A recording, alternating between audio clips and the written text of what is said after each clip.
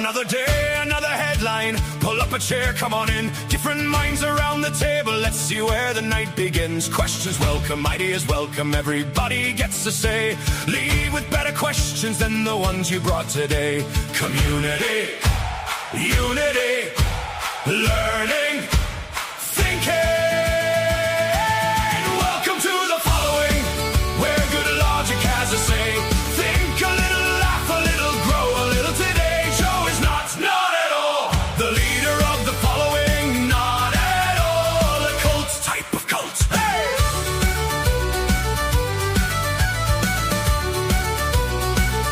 Type of cult.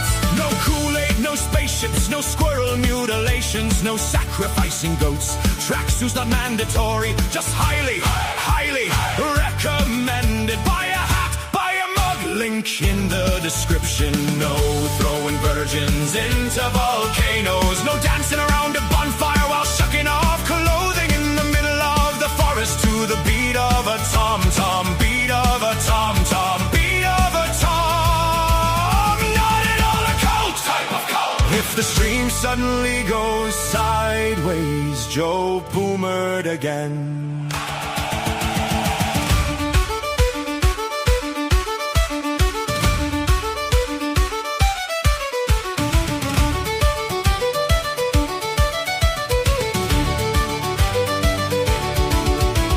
Community, unity, learning, thinking. Pull up a chair, stay a while. Welcome to the following, where good logic has a say. Think a little, laugh a little, grow a little today. Joe is not at all the leader of the following, not at all a cult type of cult. The following program starts now. Good evening, everybody. Welcome to the following program. I am your host, Joe Neerman, aka Good Lawgic. I hope you all had an excellent day. I have a banger of a show for you all tonight. First and foremost, the Stop Nick Shirley law is advancing in California. Passed the Senate today. I'm going to break down for you what exactly it is, the defense that's being put up by the Democrats. We're going to examine, is this a violation of free speech? What is this about? How are they trying to stop him? Is it legal? What is different, if anything, about this law? And I'm going to try and break all that down for you as we hear from one California senator who's outraged at how things went at today's Californian Senate session. Also, a leftist meltdown, like, it's delicious. It is really, there's a whole story behind it. This guy is a sick, demented leftist who became an overnight sensation on behalf of the left, and he had a meltdown this week, and the drama has been through the roof, watching the left devour their own. They just sort of crunch down on him. It's a delicious thing to see. You're definitely going to enjoy that. And President Trump announces economic D-Day for Iran. We're going to try to figure out what that means. What does that even mean? Plus, we have a goal tonight. In addition to the regular merch, which you can find link in the description below, we have a goal tonight, which is,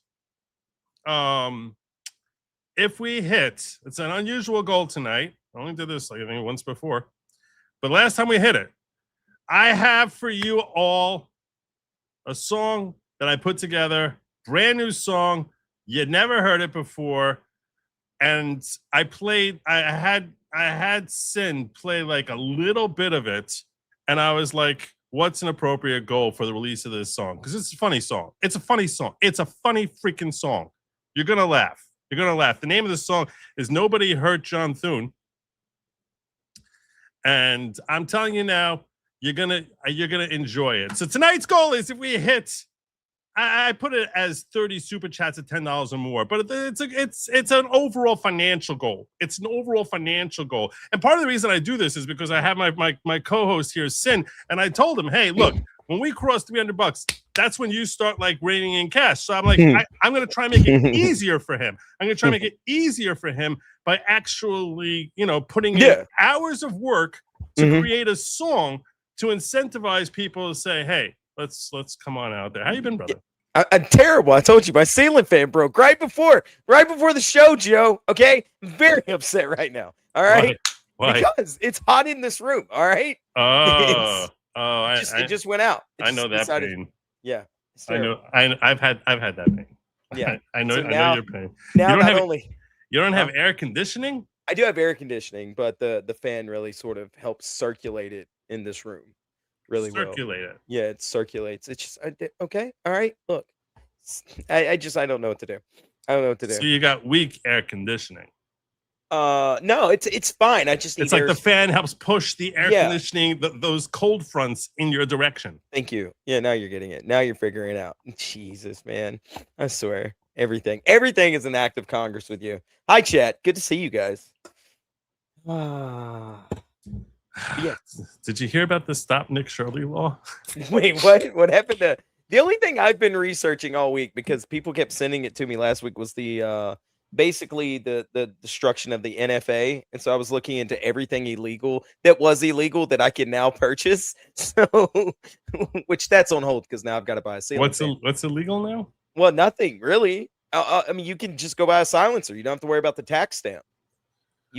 You could pretty much, you can go buy short barrels. You can go buy basically anything. You can transfer machine guns, I believe. So cool. Awesome. So you have you have no idea what's going on with Nick Shirley. No, not at all. So California has been very ticked off about Nick Shirley exposing all sorts of fraud in their hospice care and what the hell, and what all their stupid government programs. Yeah. The last several months, they've been trying to put together a bill that they can get passed in their supermajority over there in California called the Stop Nick Shirley bill. They don't. So he does that. There's arguments. The bill after him. There's arguments about whether they literally call it that. They definitely do call it that. They definitely. I mean, amongst themselves, I don't think it's actually titled that because they're just basically because they're such cucks they can't even admit what the hell they're trying to do. But it's been discussed by the California legislature as the Stop Nick Shirley law. Like that's how they reference it amongst themselves. It's technically AB 2624, but that's what they call it, the Stop Nick Shirley law. Here's Nick Shirley.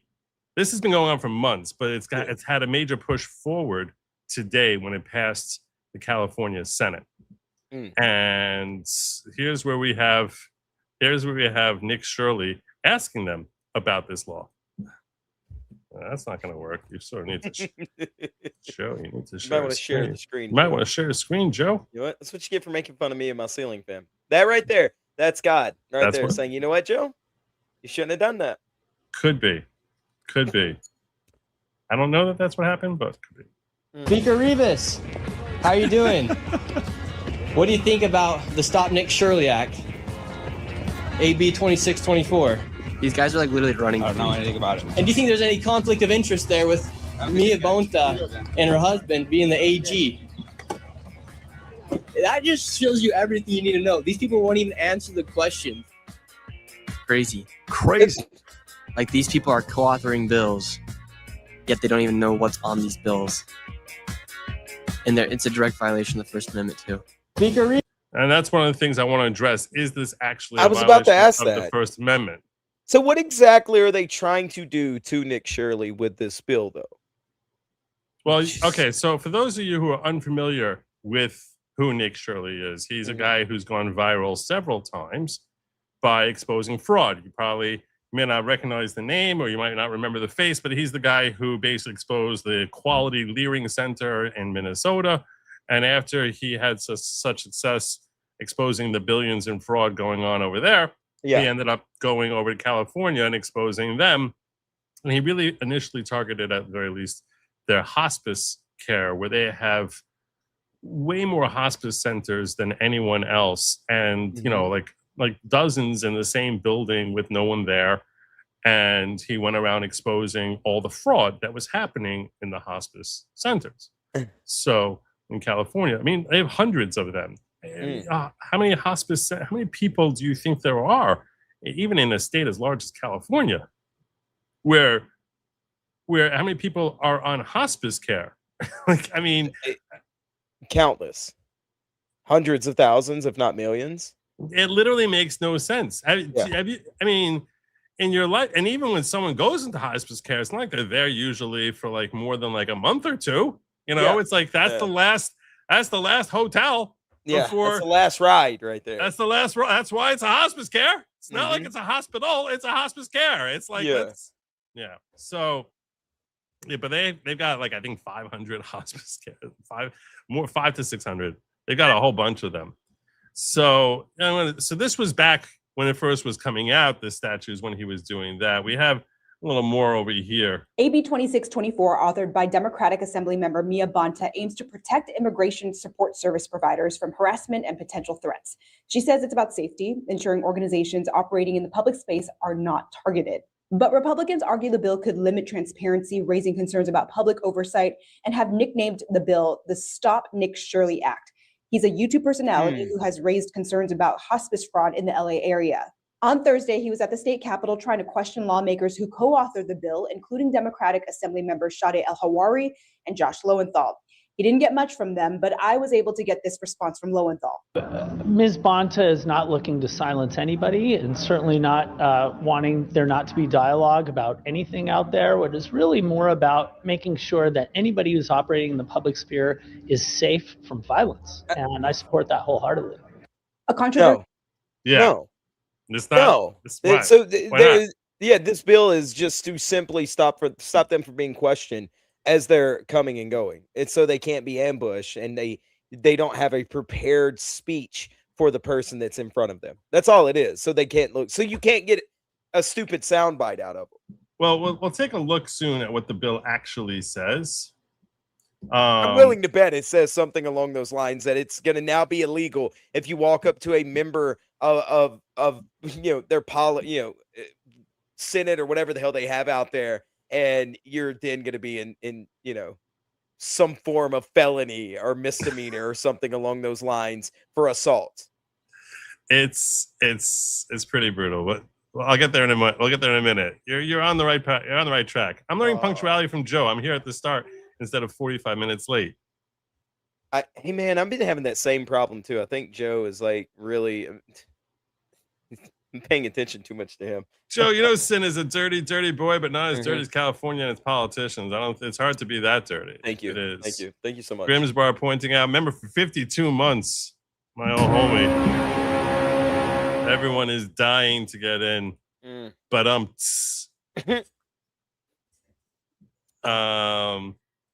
and then he sent me, and then over in the ghetto, Uzelian said, Joe, did you see Tucker's business partner, Mehdi Hassan Care and John Kiriko met with AKP Turkey's leadership part?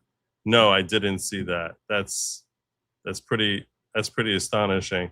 I'm going to see if I have time to get to that later in the show. We'll see. Malcolm saying to the left, politicians' questions are violence. It's a microaggression. That's what it is, right? It's a microaggression. So, I guess so. I don't know. Let's read up quickly what this is about. California pushes the Stop Nick Shirley Act in an attack against First Amendment. There was a time in this country when a journalist exposing fraud was considered a public service. Someone grabs a camera, asks hard questions, holds powerful institutions accountable. That's the First Amendment doing exactly what the founders designed it to do. Yeah. The press was never meant to be comfortable for those in power. Quite the opposite, actually. But that principle is under direct assault across the country. Politicians who swore oaths to defend the Constitution are now drafting legislation to punish the very people exercising its most fundamental protections. And the latest example isn't buried in bureaucratic jargon or hidden behind procedural smokescreens. It's spectacularly, almost cartoonishly blatant. From the post-millennial, the California measure dubbed the Stop Nick Shirley Act has been referred to the Senate Appropriations Committee suspense file after unanimous approval from the committee, a procedural step typically reserved for legislation with significant fiscal impacts. The bill is expected to be considered later in the legislative session before advancing further. Assembly Bill 2624, authored by Democratic Assembly member Mia Bonta, the wife of California Attorney General Rob Bonta, previously passed the California State Assembly in May. On August 3rd, the Senate Appropriations Committee voted 7-0 to place the measure on the suspense file.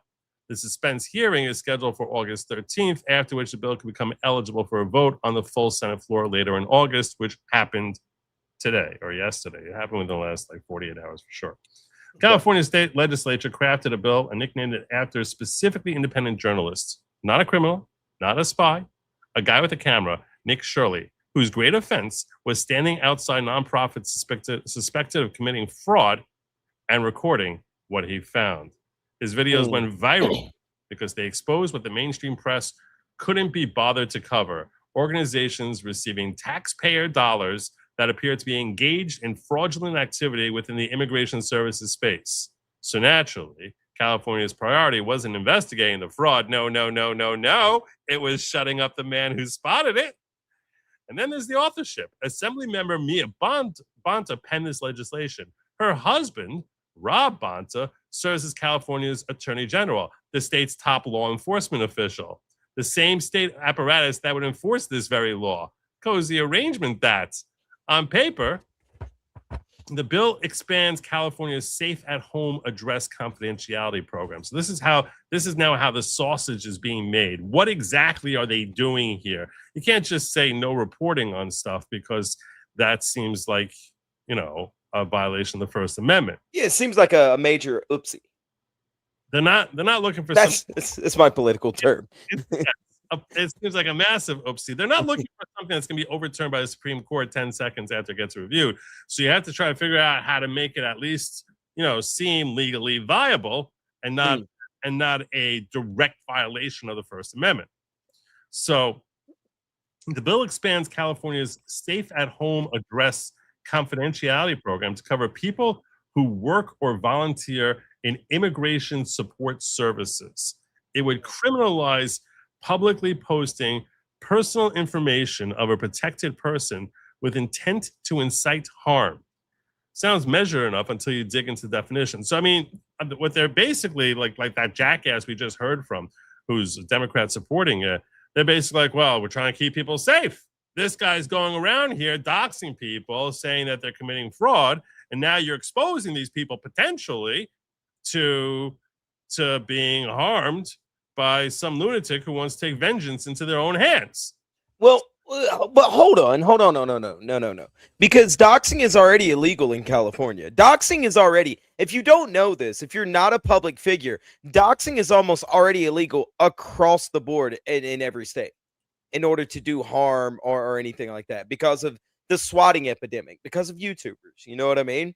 Doxing, they already have a statute out there. It's like, I've looked this up before. It's like Penal Code 653 something another, but it's already illegal out there. So that's not true.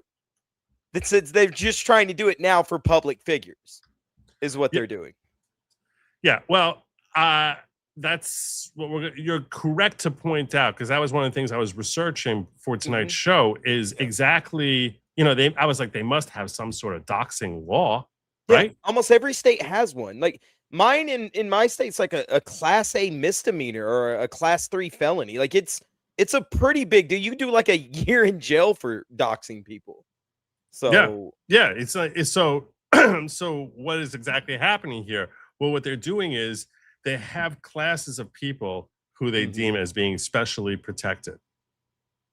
So this is opening up a whole can of worms for California, though.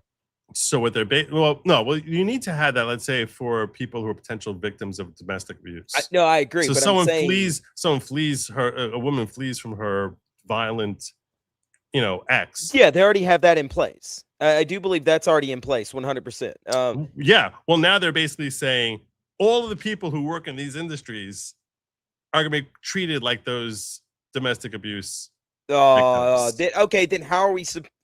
Okay, now I want to throw something. There's nothing here for me to throw, and I don't want to throw at anything in this house because my ceiling fan broke. Who knows what else is going to happen? Well, So that's why they're saying we want to keep them safe Yeah. by okay. basically keeping this stuff hidden. The bill's language is staggeringly broad. Personal information includes a person's name, address, and telephone number. Think about that for a moment. A journalist publishing someone's name in connection with a news story could face criminal penalties, including jail time. Yeah. The legislation also creates a private right of action, meaning anyone shielded by the bill could drag a reporter into civil courts. The intent to incite harm standard is deliberately vague. Who decides what constitutes intent? Who determines what qualifies as harm? In practice, this hands enormous discretionary power to prosecutors and plaintiffs with an axe to grind. It's a weapon dressed up as a shield. So, independent journalist Max Bonilla testified before the committee, exposed the fiscal lunacy baked into this bill. While this bill claims to expand a program that protects victims of domestic violence and protection to immigration service providers, there would be significant enforcement costs for attempting to jail independent journalists, Bonilla stated. He pointed out that the average cost of incarcerating an individual in California runs between $127,000 and $132,000, over $100,000 per journalist, not to fight crime, not to protect citizens, to punish people for asking questions Sacramento doesn't want asked. And the Senate Appropriations Committee passed it 7-0, not one dissenting vote. So that's basically what this thing overall is about. That's what the fight is about. We are going to take a look at the bill very shortly. But I want to share with you here what happened today. This is Carl DeMaio. Yeah. He's a Republican state senator in California. And he has thoughts about the bill. California State Assembly member Carl DeMaio here, and moments ago on the Assembly floor, California Democrats passed Assembly Bill 2624, the Stop Nick Shirley Act. We feared that this would happen. We were hoping to shine a light and pressure them not to pass this bad bill, but they just did it. This bill would make it a crime for a citizen journalist like Nick Shirley to capture video or photographic evidence of fraud, wasteful spending and fraud of your taxpayer money, and posting that online would now be a crime under Assembly Bill 2624 that they just passed. California Democrats said that they weren't trying to violate the First Amendment rights of citizen journalists, but what did they do on the Assembly floor just moments ago?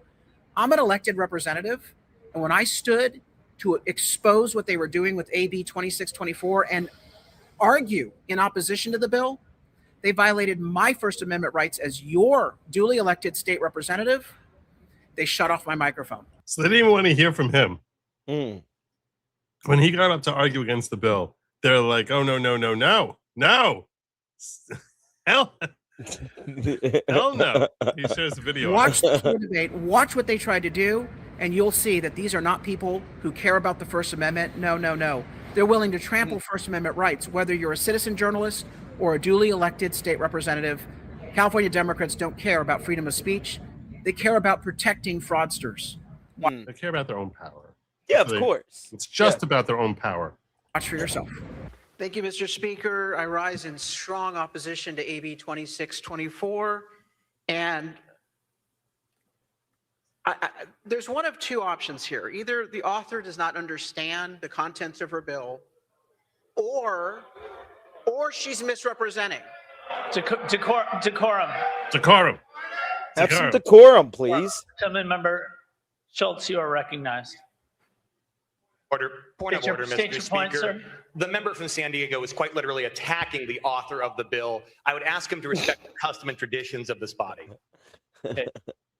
All he said is she doesn't understand what the hell she's talking about. She's lying to us. I mean, what are you supposed to say? It's ridiculous. It is ridiculous. Well, it's not like he said, she smells like 4-day-old farts. He's saying this. She's talking about the merits of the bill itself and saying this is ridiculous. Member DeMaio, you do know that we cannot impugn the motives of members. Can you restate the way that you're trying to make this point, please? The author of the bill is not accurate in her presentation of what the bill does.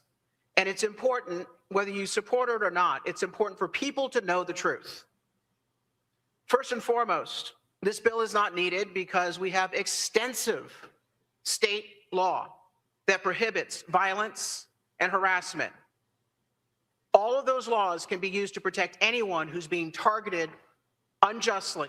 You see how my co-host here just nailed that? He's not an assemblyman from California. He's like, they have extensive laws in California. That's what he said before, you know. It's like, you don't need to worry about doxing. That's insane. Yeah, the issue with doxing so much is not just what you were saying about people who are escaping abusive spouses or anything like that. We have a culture of internet people now that do the swatting. They want to also make you fearful of anything, and so where people's information is public, you're not allowed to publish that information just for shits and giggles, basically. And they already have, every state has adopted laws since that big swatting epidemic. I think it was like around 2016 or even before that, when stuff like that started happening. So I thought it was I was thinking of revenge porn laws. Revenge porn is a completely different issue. No, but why would swatting? You're saying since swatting became a thing, I didn't realize that was what kicked off. For a lot of states, because there wasn't really, because you had the white pages, you had the yellow pages. You know what I mean? I'm not sure if I agree with you as far as what was the cause of it, but there was certainly a point in time when the internet was sufficiently established and abused by randos across the globe. That we basically said, okay, we're not going to have folks no one wants to be doxxed. So every state put up some sort of statute to help insulate their residents with violence, intimidation, or threats. That is already state law. So you have to ask yourself the question, why are we passing a law that already covers a prohibition against violence and threats? Well, let's take a look at what the law actually does different in state law. First and foremost, it limits the First Amendment rights of citizen journalists to record and post evidence of fraud. That's why we nicknamed this bill the Stop Nick Shirley Act. This bill came about in response. Excuse me, Mr. DeMaio. Mr. Schultz, state your point of order. Point of order. The member from San Diego is referring to a name of this legislation that does not accurately represent the bill up for debate on the floor today. Thank you, Mr. Schultz. Your point. Who cares? We don't want everyone to know, to hear that's discussed in our own state capital, that we're actually calling it that. At this point, everybody already knows that, bro. Who cares? You're just grandstanding. I hate this. I hate it so much. Excuse me, sir. That's actually, that's not what it's called. Okay, get out of my face. Sit down, bro. Actually, the name of the bill. That's not the purpose as defined by the author. You may continue, Mr. Before I continue with my time, you wish to appeal the ruling of the chair, sir? I wish to appeal the ruling of the chair on the basis. There's no way to explain it. You just appeal the ruling of the chair. Is there a second? Motion does not continue without a second. You may continue, Mr. DeMaio. As I was saying, as nicknamed the Nick Shirley Act. Excuse me, Mr. DeMaio. It is not nicknamed that. Excuse me, sir. Actually, stop. You're all grown men and women. Just stop it.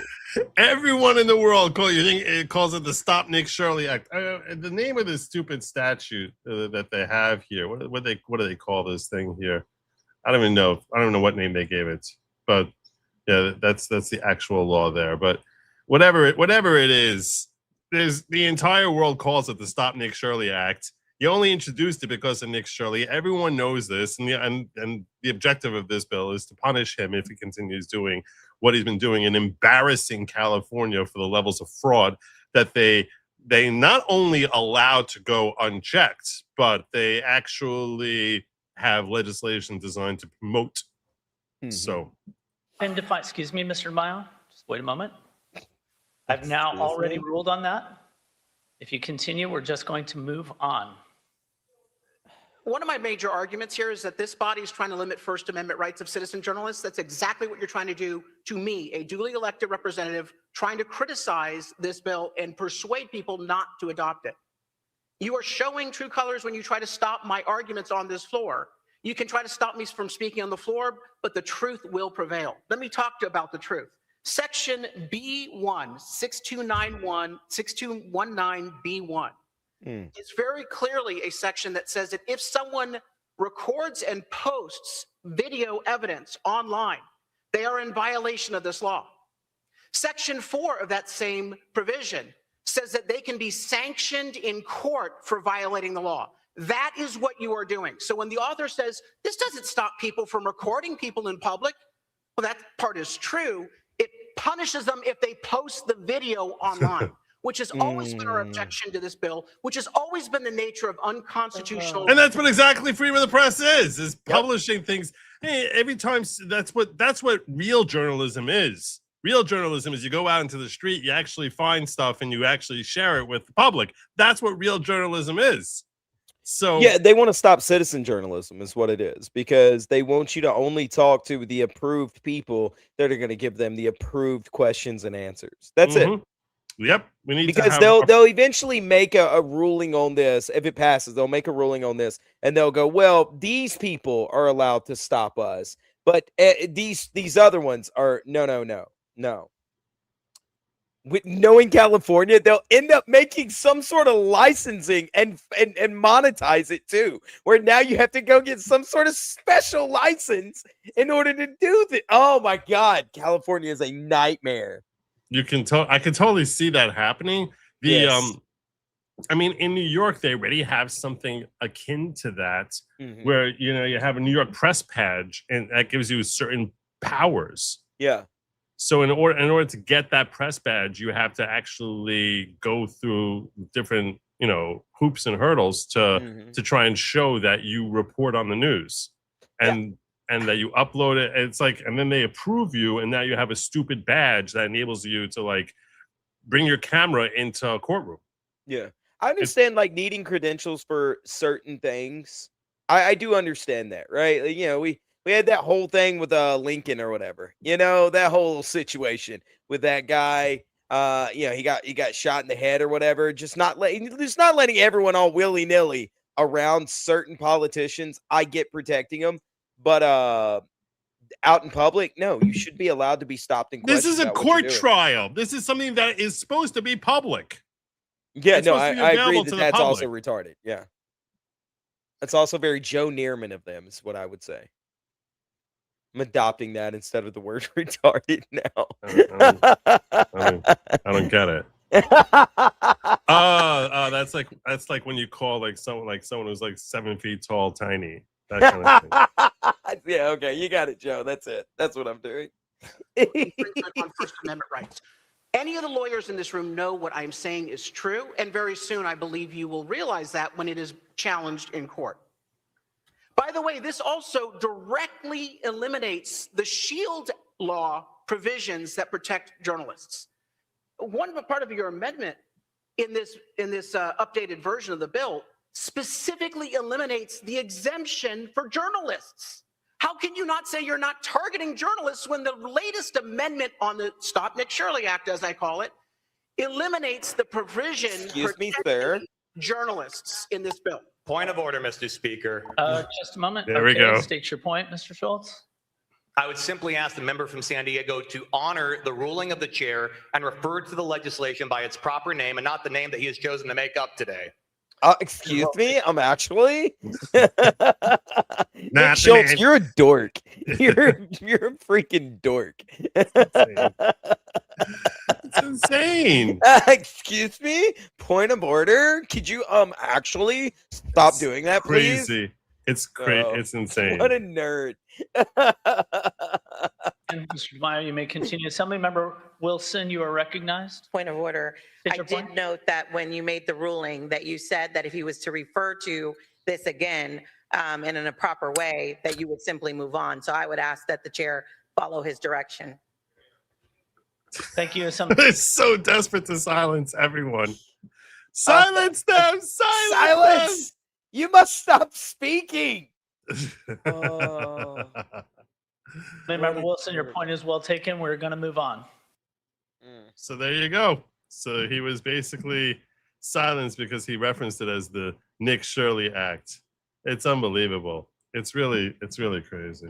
Sir, he's really hurting our feelings by calling it what it really is. Could you please make him stop? Make him stop. Yeah, so they have this was Nick Shirley weighing in on it being passed today. So we'll hear him for a moment. Very interesting connections with her husband being the Attorney General of California. Their goal as a family should be to prosecute and take care and make sure that there is so little fraud in the state that they can have such a peaceful night of sleep. However, while the Attorney General is supposed to be prosecuting fraud, his wife is creating laws to let fraud continue. They're specifically saying that NGOs who receive money based off immigrant services don't have to disclose their money. And so we know that they use those services to commit fraud.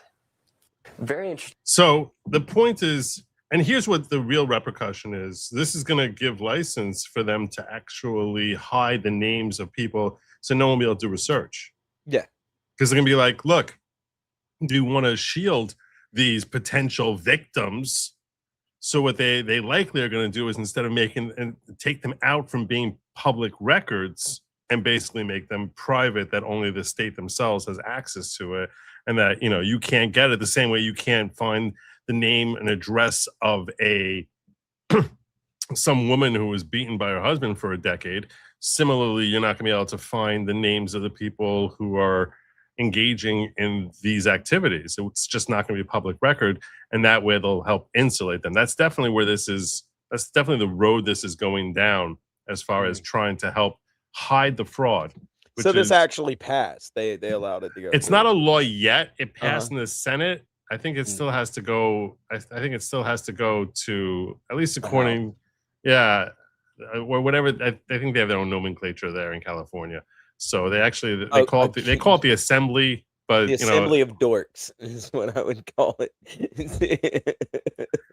You can see that in order to qualify as a potential assemblyman or woman, you basically have to look like ridiculously woke and be down with the program, and otherwise you have no chance of getting any sort of voice there.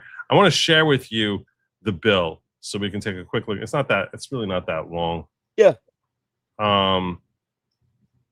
Not gonna, we'll just go through what they label as far as the overall description of it. So I know when you see this, it gets intimidating, but I want to just... The really, really hurt feelings act is what I would call it. Super serial guys, don't snitch on us, please. Existing law authorizes designated healthcare services providers, employers, volunteers, and individuals who face threats of violence or harassment from the public because of their affiliation with the designated healthcare services facility to complete an application to be approved by the Secretary of State for the purposes of enabling state and local agencies to respond to requests for public records without disclosing that participant's residence, address, contained in any public record, and otherwise provide for confidentiality of identity of that person, subject to specified conditions. So we already have it that you can apply if, in fact, you're potentially facing threats. Yeah. Existing law defines designated healthcare services to mean gender-affirming healthcare services or reproductive healthcare services. So we're already doing this for the abortion clinics and for the tranny Frankenstein, doctors Frankenstein. Good job, California. Under existing law, any person makes a false statement in application is guilty of a misdemeanor. Existing law prohibits a person, business, or association from knowingly publicly posting or publicly displaying, disclosing, or distributing on internet websites or social media the personal information or image of any designated healthcare services, patient, provider, or assistant, or other individuals residing in the same home address with the intent to incite a third person to cause imminent great bodily harm. You know why they have the language of imminent great bodily harm? Inciting. And you know why they have that the existing law has that? Because that's what the Supreme Court said is what is the proper line under freedom of speech, that you can't restrict someone's speech under Brandenburg versus Ohio unless they are the person who is speaking has potential to incite violent, imminent great bodily harm to someone who's nearby, who has close proximal time and location. So so if you just say something and there's no one, you know, and if you just say something like, you know, we need to, you know, kill, you know, this group of people here. Yeah.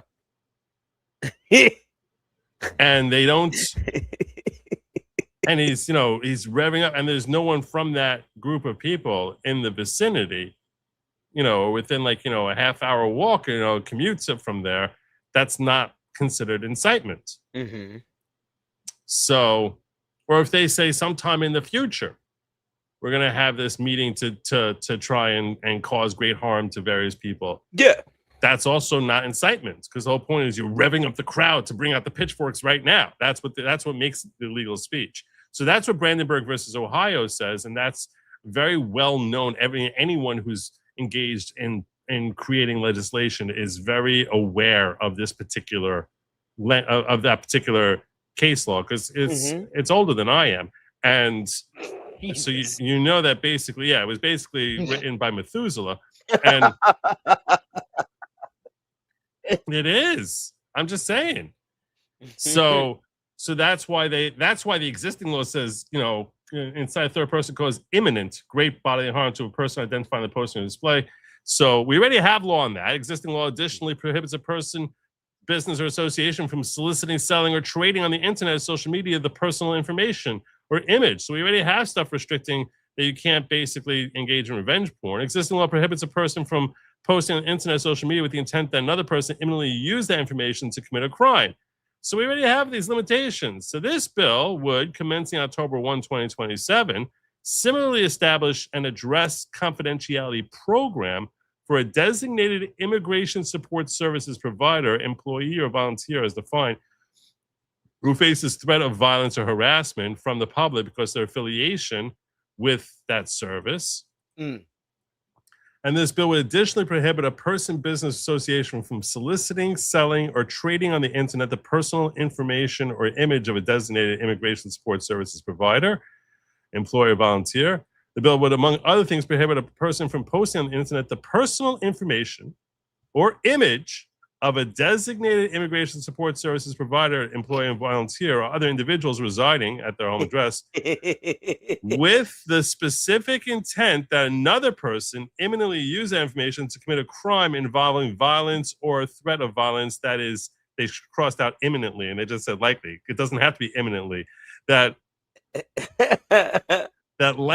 likely to occur at basically at any time in the future against such individual. For me, crossing out imminently here is definitely a serious fatal flaw.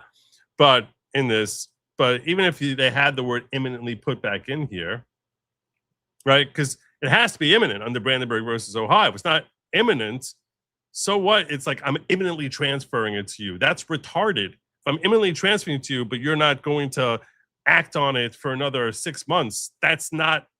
That my speech is, you can't criminalize my speech. So, you know, they say another person imminently use that information to commit a crime of violence or threat that is likely to occur, that one day is likely to occur against such individual. This bill would define various terms for these purposes by imposing new duties on local agencies and creating new crimes. This bill would create a state mandated local program.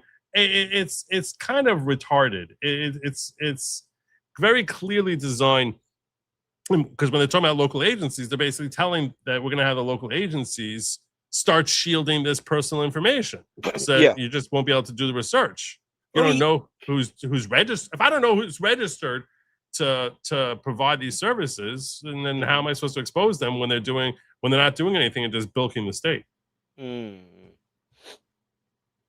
So it's so gross. It's so like greasy and grody to go, well, no. You can't expose this fraud that is ripping money from all of our citizens in this state. You can't do that. Why would you do that? Yeah. These people, man. Every time. It's very, very twisted. But I'll tell you this. You know, as far as the publicity of this whole thing, the ability to like keep all this stuff hidden, they probably could get away with that. I do think that they probably get away with it because I think it's sickening and it's retarded. I think they actually probably could get away with that, saying we're not going to make this information publicly available. Now, what's out there already is already out there already. I don't think that this is going to pass muster with respect to criminalizing people who are simply publishing what they found and what they've learned. That part of this statute, I think, is going to fail under Brandenburg versus Ohio. And it's your basic freedom of the press, both freedom of press and freedom of speech. Yeah. And I think that you see how, like, if you give them a little opening, that's like, okay, so we're going to let you keep this information private. It just gets warped and warped and warped by the next generation of legislators who come out there to basically say, well, we're going to use this to suit our own agenda. Right? I mean, they can basically say that they can try and keep everything private. They can say you can't access any of our court records. You can't access anything if they so inclined. This is what tyranny is. Slope. Yeah. It's a slippery slope for sure. This is how it starts. Well, I mean, they've already started in California. It's been there. Any of these like weird bad laws they come up with, that they somehow just pass. And it's like, oh, how are y'all doing that over and over and over again? Does nobody ever send a letter to you? Do you never have a conscience that goes, you know what, maybe this is a bad idea? Are they just eating that good in the Californian government? You know what I mean? Like, they are just getting that much. The reason you become a politician is because you're seeking power. Yep. So when they walk in the building, they know everyone knows what's up. They know what this is about. So, and they know they're all going to be working together to try and basically increase the power and wealth of the people who are, elected for their public service. I'm so sickened by the term public service. I can't even tell you. I'm nauseated by it. Just the notion that this is actually still called in 2026 public service, that people who are elected officials who all seem to get fat, rich, famous, and living high on the hog are in addition to all of that, they're draped over them this cloak of them being like, these special public servants. Oh, I'm a servant of the public. Oh, what can I do? That's just my calling. My calling is I have to look out for the public. Oh, shut the hell up. You're disgusting. You seen the speaking of like public servants and like the real difference between like other places and California. There's this thing going on TikTok where like the new mayor of New York was like sent a video about like, hey, we need water fountains in the park. And he goes out there and does this big photo shoot about them putting water fountains in the park. And somebody in California did that about a pothole. And then what's her name in LA? That the lady mayor in LA went out there and was like, oh, can't do it today because there's a car parked here. So we're going to put up a sign that now fines people for parking between a certain hour of the day. And we'll get it done, though. That's literally what she did. And I'm like, you people are so gross. You are so gross. You're so uninterested in your constituents and what they want. You couldn't have waited a day until that car wasn't there and get the job done. No. They put up a sign to fine people for parking between certain hours there. And then she done a photo shoot at like an ice cream shop. She's like, oh, job well done. California is wrecked. Y'all wrecked. Oh, these people, man. I don't get it. All of them out there, they are insane. They're Looney Tunes. I fear that California is not the only one. But of course not. Yeah. But Wesley says, Joe. The $300 goal to hear a song seems a little backward. It should be fun to cover the production costs for this song. We all know that you spent over 100 hours to make this song. I will say this, chat. First of all, I really do need a ceiling fan. So anything over $300, I start getting a cut. First of all, it literally just went out. I really do need some extra airflow in this room. That's the first. He's dying there. I'm dying over here. He's dying. Second of all, it's a 6-minute song. It is fantastic. It is wonderful. I only listened to half of it, and I told Joe this is where I would go with it price-wise. I think it is he told me go very, higher. very funny. He told me go higher. He's like, you should go higher. I was like, nah, I think this is... Why are you... You don't have to lie, Joe. There's no reason to lie to the chat. You did. That's the point is that like it's a really good song. It's really funny. You're gonna laugh. You're gonna laugh a lot. I'm telling you, it's very funny. It's got like 40 different lines in there, which you'll find probably like at least half of them to be something that you'll smile if not laugh out loud about. It's hilarious. I mean, I'm not even joking. He told me to listen up to one part, and where I ended it at, I was like, Jesus, Joe. That one line is worth a lot. I'm not even joking. He's referring to the Candace Owens line I threw in there. Yeah. But I think we're eventually going to get there. I have confidence in the chat. I believe in the chat. I believe in the chat. I believe in you guys. I do. Thank you for the gold coin. Sin, I definitely understand needing good airflow. I need moving to air to stay comfortable. Me too. I can't sleep if it's like too hot. I'm like basically tossing and turning all night unless I need to be like 68, 67 degrees in my room if I'm going to be able to fall asleep. If the ceiling fan in the bedrooms of the murder cabin go out, I'll just burn the place down. I'm just not even going to worry about it. I'm just going to start over at that point. Just forget it. Joe, Boo, Sin Dog, can you please call Netflix Yahoo to send the IDF to rescue squad to me, to extract me from California, me from California. Mo 99 Realty is JH Wellback. I'm on my work phone. I need to the tax write-off. Oh, I got you. Jay Schwalbach. Don't you worry about it, buddy. We'll get you out of there, man. That place is Escape from LA is a real thing nowadays. Poor Jay. Poor JH. I feel for him. Yeah. Are they now going to change all the FOIA laws? Is that constitutional? Ooh. And if something, they're basically going to try. I was very perplexed by the FOIA laws. What do you mean? In the sense that while I agree that a healthy constitutional republic should have transparency, it's like, by what dint of right does the public have to information? We sort of started with that premise. Yeah. And the notion of freedom of the press. And this might be some of my audience can be like, what the hell are you talking about, Joe? I'm simply saying,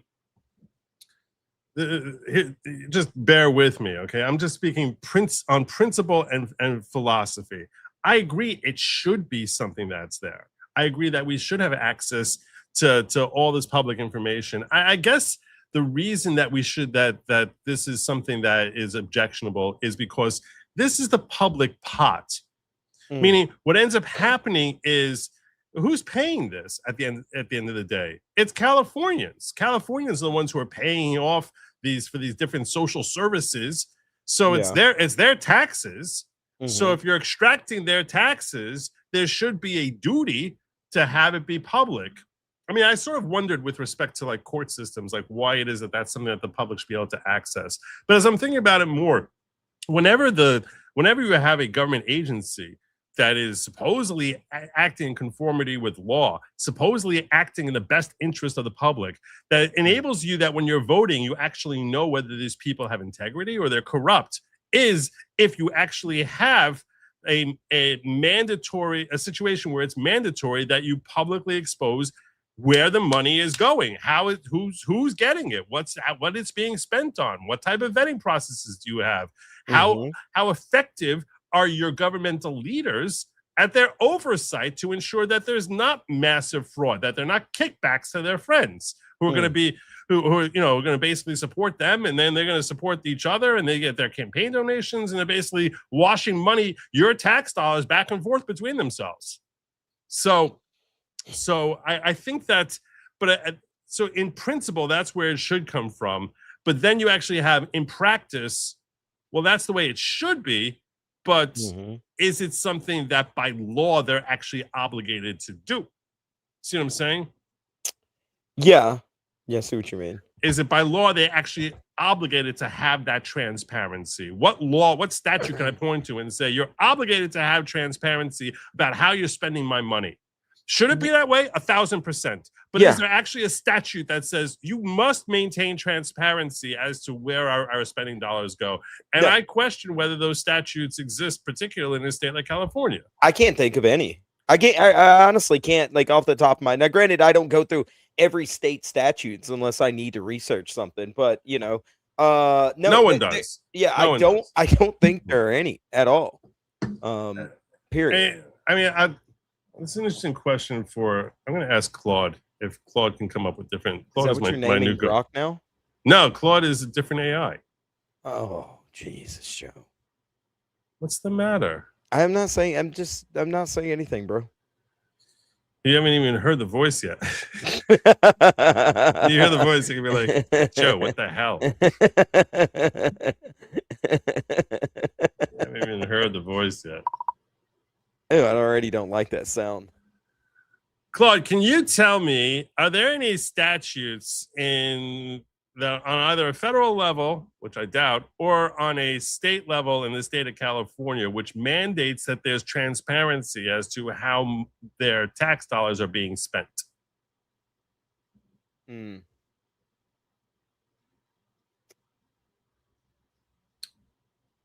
job, Claude. You're doing great. Really, really humming along, Claude. Thank you. ChatGPT has a list here. Well, la-di-da for ChatGPT. Just ask it. If I'm there so was, proud of ChatGPT. I just ask it, does California have budgetary transparency? And it says proposed state budget, yes. Enacted state budget, yes. Department allocations, yes. Budget amendments and change proposals, yes. Historical budgets, multi-year projections, actual expenditures, vendor expenditures, those are all public. 100% of state expenditure in open fiscal, no. And then real-time spending, also no. And then budget information in open fiscal, explicitly excluded. So Great.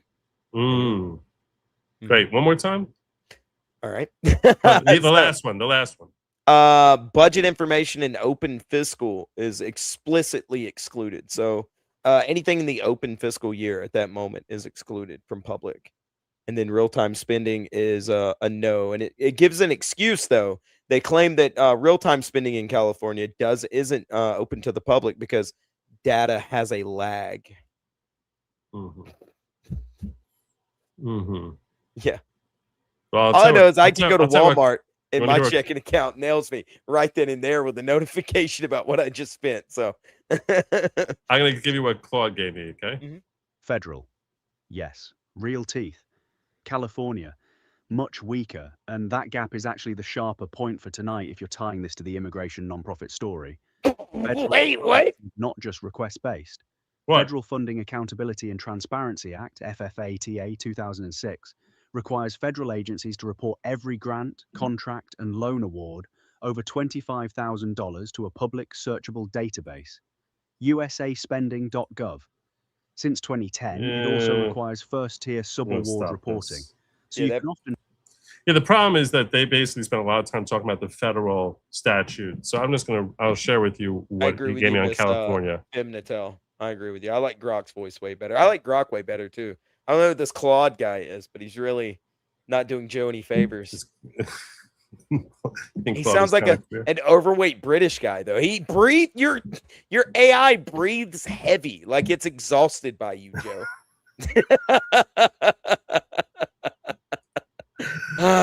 All right, Joe. Let's get to it. I'm trying to figure out how to make this look bigger for you all. And that's what's actually frustrating me. But it actually says is that California Constitution, the Sunshine Amendment from Proposition 59, 2004, a constitutional right of access to information. Let me make us smaller so this way people can read along with me here. That's so there is constitutional right of access to information concerning the conduct of the people's business. It's a philosophical anchor, but it doesn't itself mandate proactive spending disclosure.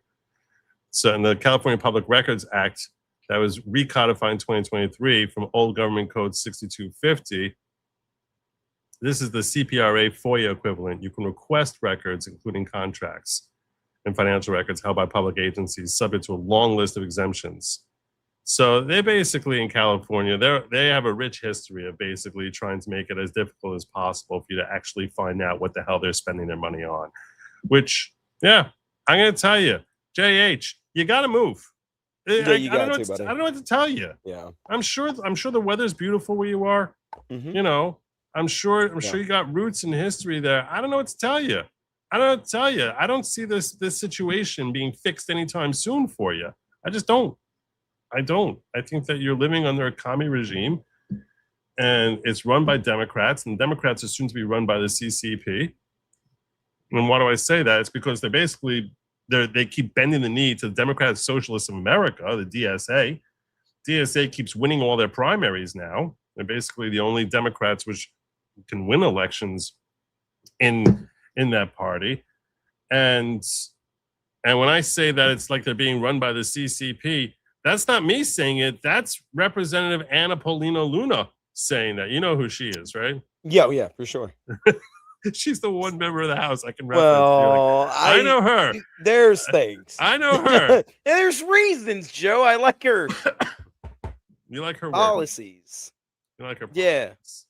Yeah. Representative Anna Paulina Luna just exposed to America that Democratic Socialists of America are funded by the CCP and foreign interests. Nice. Funded by the CCP. Mm. Here she is. John, this is a lot more nefarious than I think a lot of people. Make it a little louder for y'all. What's going on here? Realize DSA is absolutely funded and tied to the Communist Chinese Party. We know, for instance, in their mega donors like Neville Roy Singham, who are currently under investigation by the Department of Justice, that they're not only pushing Marxism, but they're also joining with other groups like the Party of Socialism and Liberation, working in conjunction to target these moderate Democrats and flip these seats. But I want to remind people, Sean, that ultimately the DSA platform is truly racist. So first and foremost, for example, in New York, you just saw them elect a candidate that made both anti-white and anti-Semitic comments. And she's likely to be the nominee that's going to be serving actually this 120th Congress for the Democrats up there. And so ultimately, it's our job in the House, especially as vocal people with platforms, as members of Congress, to call it out for what it is. And ultimately, Sean, if we remind voters specifically of the big wins that we've delivered, that the president has delivered, remember, no taxes on tips, no tax on overtime, banning insider trading, which is something that the Democrats, Hakeem Jeffries specifically, tried to stop. And then now, more recently, you see DSA candidates that are potentially running in 2028 talking about the issue of student loan debt. Meanwhile, literally, the Democrat Party again told their own members to stay off a discharge petition that would cap student loan interest at 2%.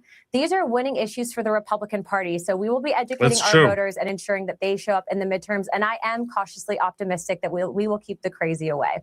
Yeah, and I'll tell you, I know that Dick Parker is often talking about how he has on Couchy that he's very proud of the fact that he's banking on the GOP holding the House in November. And I'll tell you right now, I think that the chances, I don't have a crystal ball, and it's still too early to actually predict any sort of elections because you need to see how the economy is going in September, October. But the outlook is actually surprisingly strong. Traditionally, when whoever is holding the White House, that party will lose seats in the House during the midterm. If you go back throughout history, it's very rare. It's very rare for if you have a Democrat in the White House. So during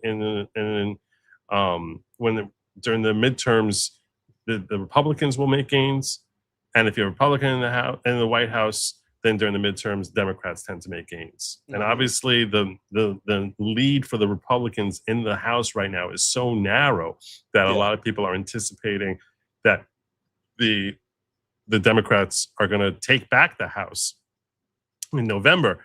And what I would say is it's a big advantage to the GOP for the forthcoming midterms that so many of these Democrat candidates are openly coming out and saying, we're socialists. We're part of the Democratic Socialists of America. We don't, And I don't know if you have any idea how way outside the box the Democratic Socialists of America are. I mean, whatever you think of Democrats, they try to shield they try to cloak their work as far as like, oh, we care about people, we care about this. Is like they're basically, and we're trying to respect the Constitution. No, they're like, we want to abolish the Constitution. We want to abolish the Senate. We want to abolish the Constitution. We want to adjust the House. We want to pack the courts. They're very, very open about what their agenda is to radically and to have socialism, to basically incorporate socialism, that they think that that's ultimately going to, they want to have United Socialism of America. Like, that's what it should be. Basically abolish state lines. They want to abolish ICE, which the Democratic Party has said, yeah, we should abolish ICE altogether. Did you know this? That the Democrats, that's their official platform stance now, is no more ICE. Why? What are we doing? Why are we even here? Why? It doesn't. Oh, well, it's insanity to me. I have no idea what the hell. I don't know. It's crazy to me that they actually think this is something that's going to work, that they're actually going to, have success with this. But yeah, that's where the Democratic Party is at. I don't know what to tell you. So, yeah, that's that. When I tell JH over here, you got to get out of California because it's becoming part of the CCP. It's because the DSA is swallowing up the Democratic Party.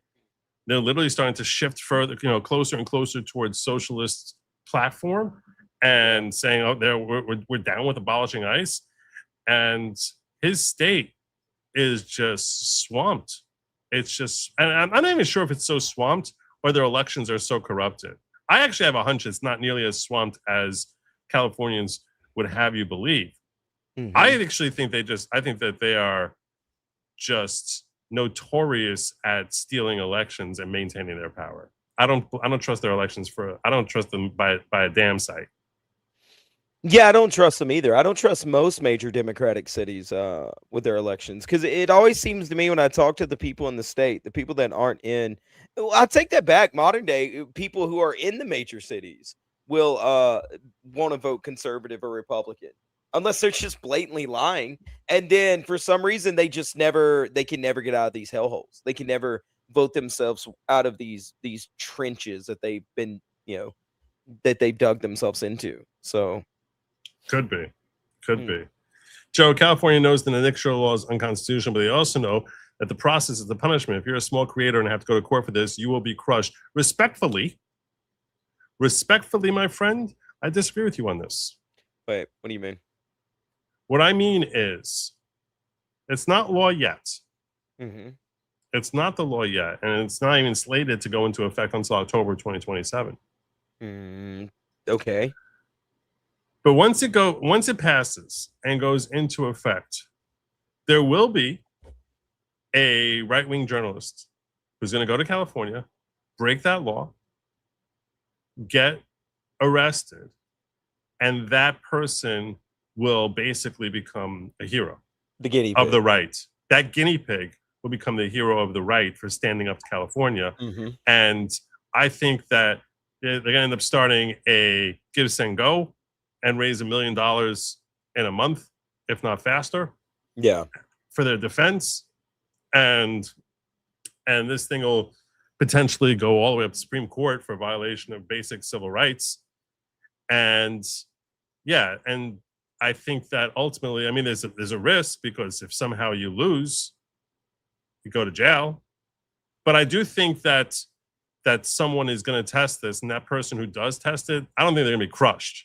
I think that they actually become an overnight sensation if they're not, already someone who's significantly large. It could be someone who'll be significantly large, like a Benny Johnson or a Nick Shirley, who would go out and purposefully violate the law. But I wouldn't be surprised at all if Nick Shirley violates the law, because that's how you basically take yourself and you vault yourself from being someone who is, recognized in the public spotlight into being someone who's, top 5 known conservatives. See what I'm saying? Yeah. Like you Yeah, sort yeah. of you go up like 2 or 3 notches. You're right that the small person would be crushed by this, JH. But I think that when this thing kicks into law, and I do think it will become law, I think that actually is going to serve to make somebody very famous and very popular with the right. So, Joe, Miss Femme Natal says, Joe, show Sin the leak Zoom call a DCA talk about abolishing the Constitution. Wait. Oh, you didn't see that? No, of course, Joe. I do my own streams. I have my own things going on. My ceiling fan died. Okay, I have a lot going on. I don't get to watch all the political things until I come here on Wednesdays. I expect you to catch me up on how the world is burning down. All right. I never know what you've seen, what you haven't seen. Like I can't. It's hard for me to catch up on a whole week. But this is the call I think that she's talking about. Literally, I just had to go to DSA. I'm just going to show you how easy this was to find. Okay, just so you can appreciate. Literally, I went to X. I put in the search, and I put in DSA. First one. Oh wow. Okay, because everyone's just like astonished by this. Of course. Cool. So the two things that we're famous for is our commitment to a program and our hatred of the United States Constitution. And what the program does is it gives us a look at this smiling Amy. This is Amy. Okay, are we sure that's an Amy? that's Amy. Okay. That's right. Amy, she, her. Look at this murderer's row of retards. This idiot who's sitting here and like nodding with her like her eyebrows that are like perma stretched up into like her forehead. I don't know what the hell is happening there, but this well-reasoned individual just sitting there like nodding, like yeah. They all look like they all look like they haven't showered in a month. But yeah, every one of them look very smell. That's I'm just kidding. You can like just smell. Yeah, just smell. Yeah, I get it. Do you smell what the DSA is bringing?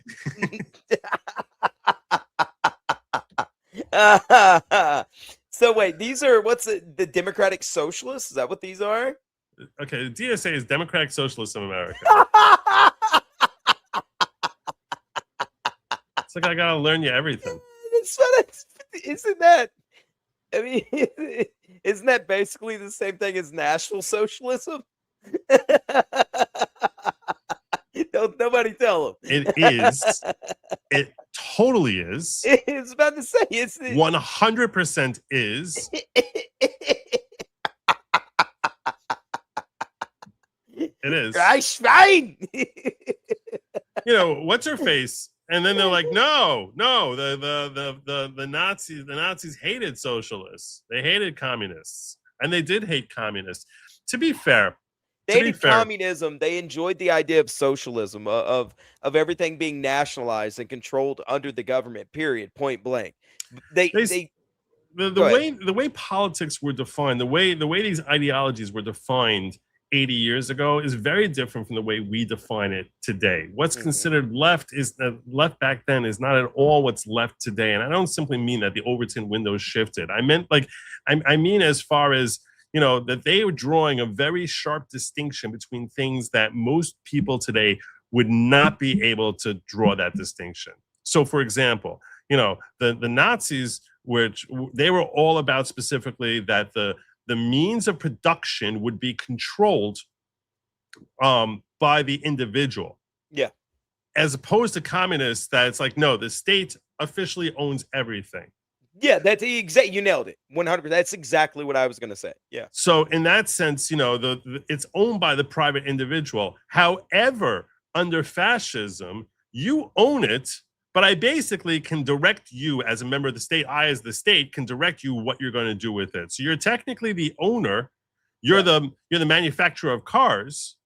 But if I want you to start producing tanks, you're going to start producing tanks. Yeah, that's the reason why everybody was able to run their own businesses, and then Hitler was able to go in during wartime and go, "Hey, I know you're doing pots and pans, but I need you to do shell casings." Okay, yeah, exactly. Yeah, that's exactly what it was. And here's the problem: most people didn't really give a crap either because they were still making the money, and now they were given a workforce of little Joes running around polishing bullets. And also, you're being paid by the states. Yeah, So it's as a opposed guaranteed check. Yeah, right. So now you basically have a government job. And, you don't have a government job. You have the government. You have a government contract, so to speak, where you're now producing stuff for the government. Anyone who's in private business would love to have a government contract because now you basically feel as if I'm able to, I'm going to have a guaranteed livelihood here. Yeah, so in that sense, for that individual owner, it's very different in that he now is able to get wealthy as opposed to the person who runs a plant. He doesn't own the plant. It's owned by the state. I watched Schindler's List. Okay. Did you? Yeah, I did. It's one of my favorite movies, I think. I always stop it right before the end, though. I don't like how all the Jews get free. Right. No, I got that. Schindler really becomes a bad guy in the end. It's so weird. You guys don't even realize. you guys don't even realize that after the show ends, when I'm saying goodbye, I'm saying adios to my friend Sin over here. He's like, "Goodbye, Jew! Goodbye, Jew!" No, I was gonna quote that, you bastard. It's one of my. I'm not lying. Not even trying to be a jerk. That is one of my favorite parts because she says it.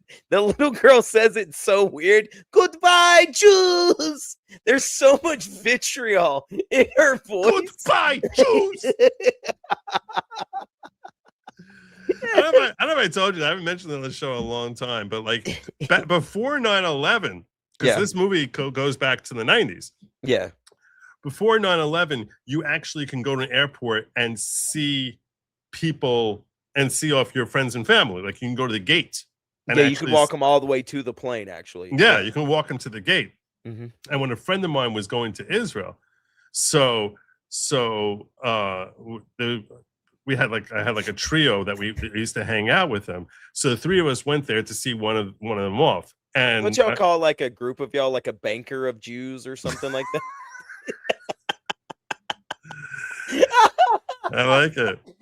So basically, I got like two friends that both of them are named Ari. So Ari G is leaving and Ari J is basically standing next to me and we're seeing him off. So when they start boarding everyone for the plane, it's going to Israel. When you have a flight that's going to Israel, it's like, 80% Orthodox Jews are lining up for the boarding. So when they start making the boarding call and REG goes up, to make his flight. So I'm standing there next to REJ. And the next thing I know, REJ just starts calling out, "Goodbye, Jews!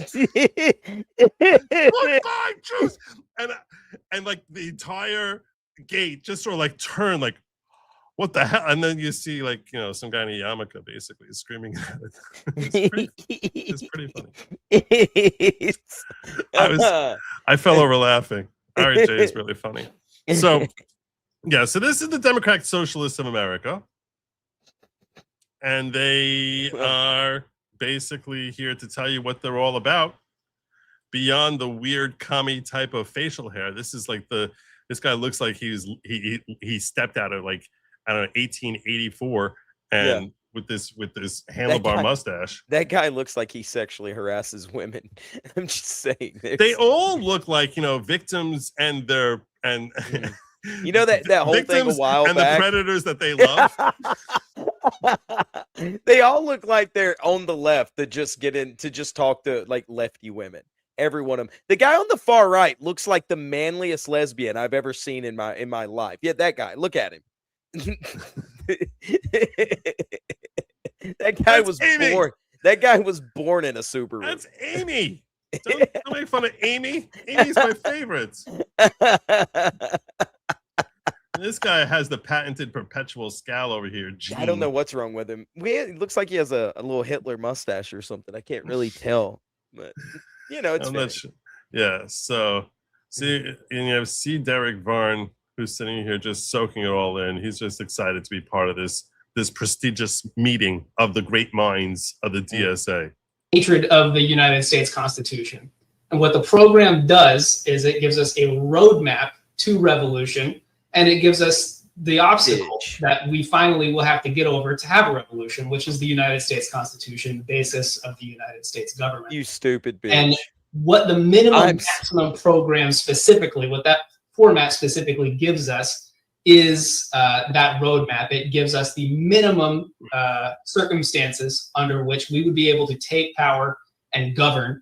And it gives us the maximum program, which is the goals that we're actually aiming for. It also clarifies democracy as both the end goal and as part of the process to get there, ensures the internal party democracy that we want to see in DSA.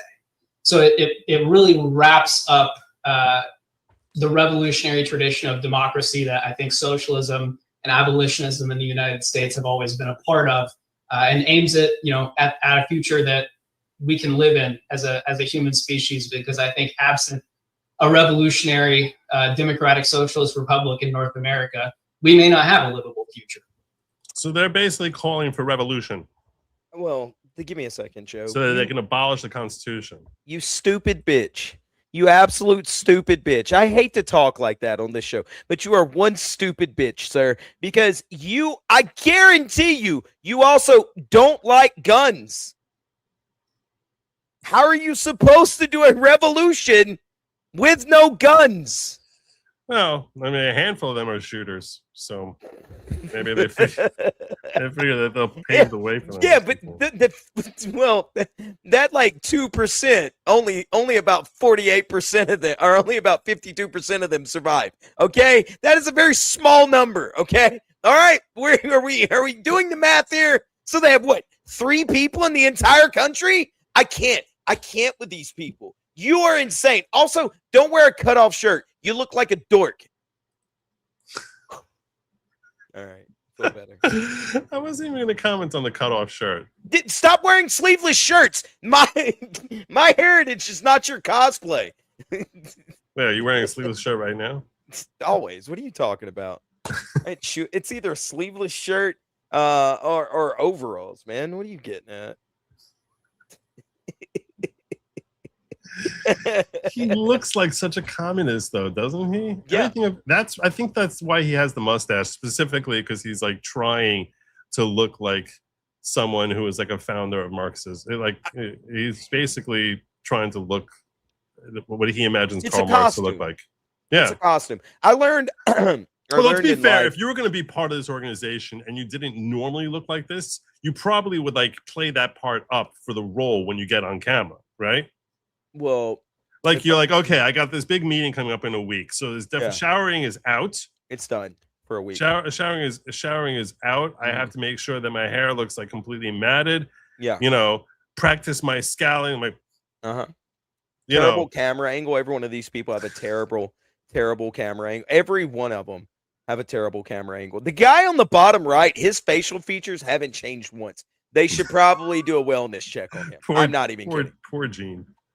Somebody said, Sin, let's be real, you're wearing a crop top. That's still a cutoff. I can still cut the sleeves off of a crop top. Okay? Man, everyone's so judgy. Everyone's so judgy. No, if I was going to infiltrate a group like this, I would be a part of that 48% almost immediately. There's no way I could hang out with any of these people smelling like patchouli and sadness, okay? All of their homes smell like incense. Yeah. Every one of them. They have a beaded fava beans. They have a beaded curtain somewhere in their home. It smells like incense. They got weird Antifa flags or LGBT flags hung on the wall as like art. I actually just came up with fava beans because it's in my brain sounded like the sort of thing that only some woke lunatic would eat. But then I realized that the term fava beans came to me from Silence of the Lambs. Yeah. And I was like, yeah, it still works. Here's the problem. Still works. Yeah, I was about to say, as pretentious as these people are and as uppity as they think they are, because all of these people think that if communism or socialism or whatever the hell you want to label this new revolution, that they're all going to be in the upper crust. They all think, okay, I started this. Stupid. I'm now going to be in the upper levels. I'm going to be in the think tanks and doing the power. Hey, buddy, They're going to march you out and put your head against the wall. Did You're you gonna hear be painting Trotsky? sidewalks. Did you hear Trotsky? Because he thought that was things were going to work out for him really well too. He Yeah, was number 3 in command until he was base. Until Stalin's like, we gotta get rid of this guy. All of them. They all think that they're going to be in the upper echelons of power, and that's not how a revolution works. There will be a top dog, and the moment he sees you as a potential threat, guess what? You're found in the woods 30 years later. Yep. Everyone's like, what happened? What happened to that guy? Oh no, he painted a tree with his brains. It was weird. I don't know why he decided to do that.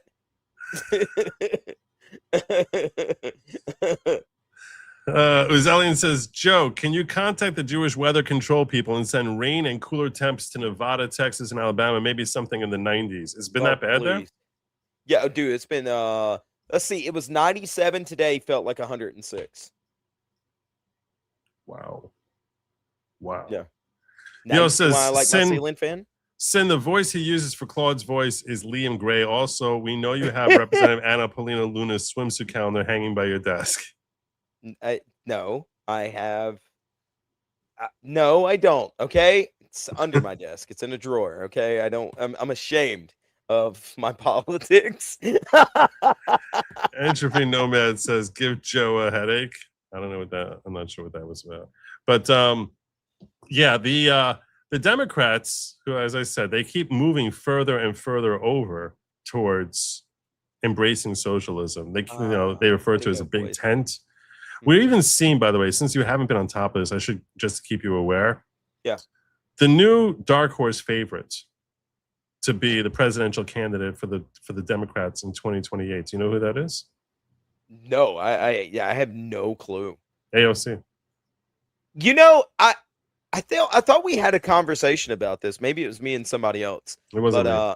Yeah, I could see that the way she's gearing up and doing like just her personal activities. Supposedly, I think she ditched her boyfriend, her long-term boyfriend.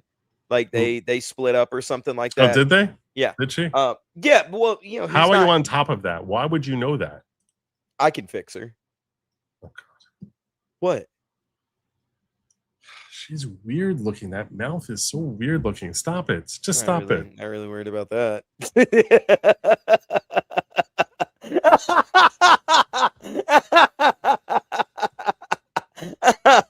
I'm doing it for the country.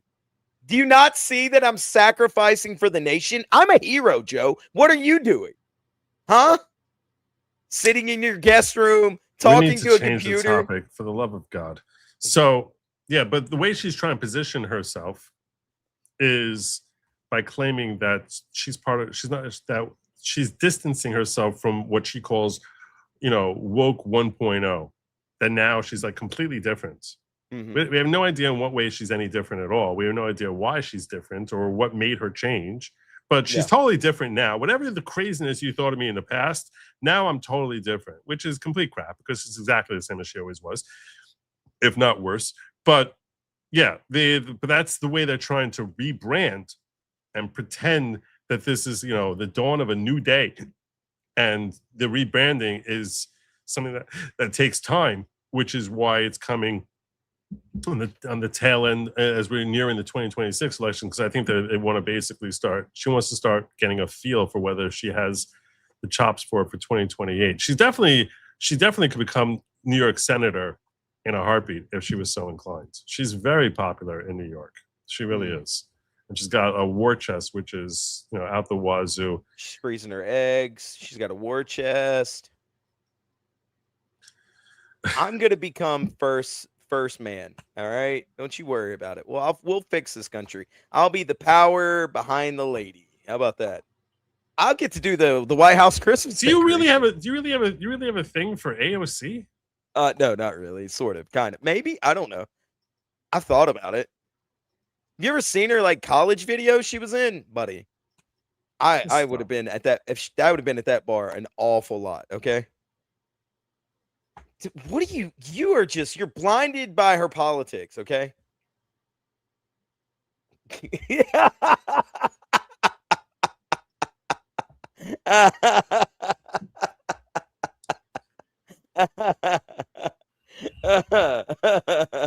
We're good So now. KP Times. This is never sticking in crazy sin. I'm doing a service. I'm a hero.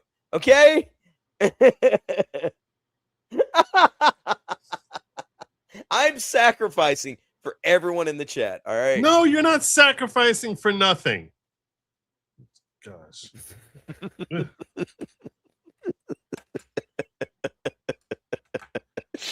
Wally Law says, except it will be Jacob Langer or someone equally deplorable that will poison the well and keep people from donating to the fight against the dumb law. Then smaller, worthy creators won't get the assists. Well, hopefully, it's not Jacob Lang. Yeah, that guy's a freaking. I think he's a Fed, but because how can he be so stupid? Mm-hmm. PSA: if you're unable to access a shower, wet some paper towels and swipe your body where skin folds due to fat. This will keep those areas cleaner. Nice. That was pretty funny. Well done. Thank you so much. JH says, Joe and Sin, you know this. I'm a property manager. My business is ground. It's kind of stuck here. Oh. Mm-hmm. Mm-hmm. I'd forgotten he's a property manager. Yeah, good luck. Good luck. Trump needs to invade California. It's so corrupt here. I have a 23-year-old motorcycle. My registration was $193. Sin made Joe feel dirty about this AOC. So I never expected we were going to get there. Joe just doesn't know a hero. Now I feel like I can't share. I feel like I cannot share any AOC clips with you because I don't even know where the hell your mind's going to go. Politics, strictly business, Joe. All right, I know how to be professional. Entropy Nomad says for $5, Sin is taking one for the team, Mr. AO Sin.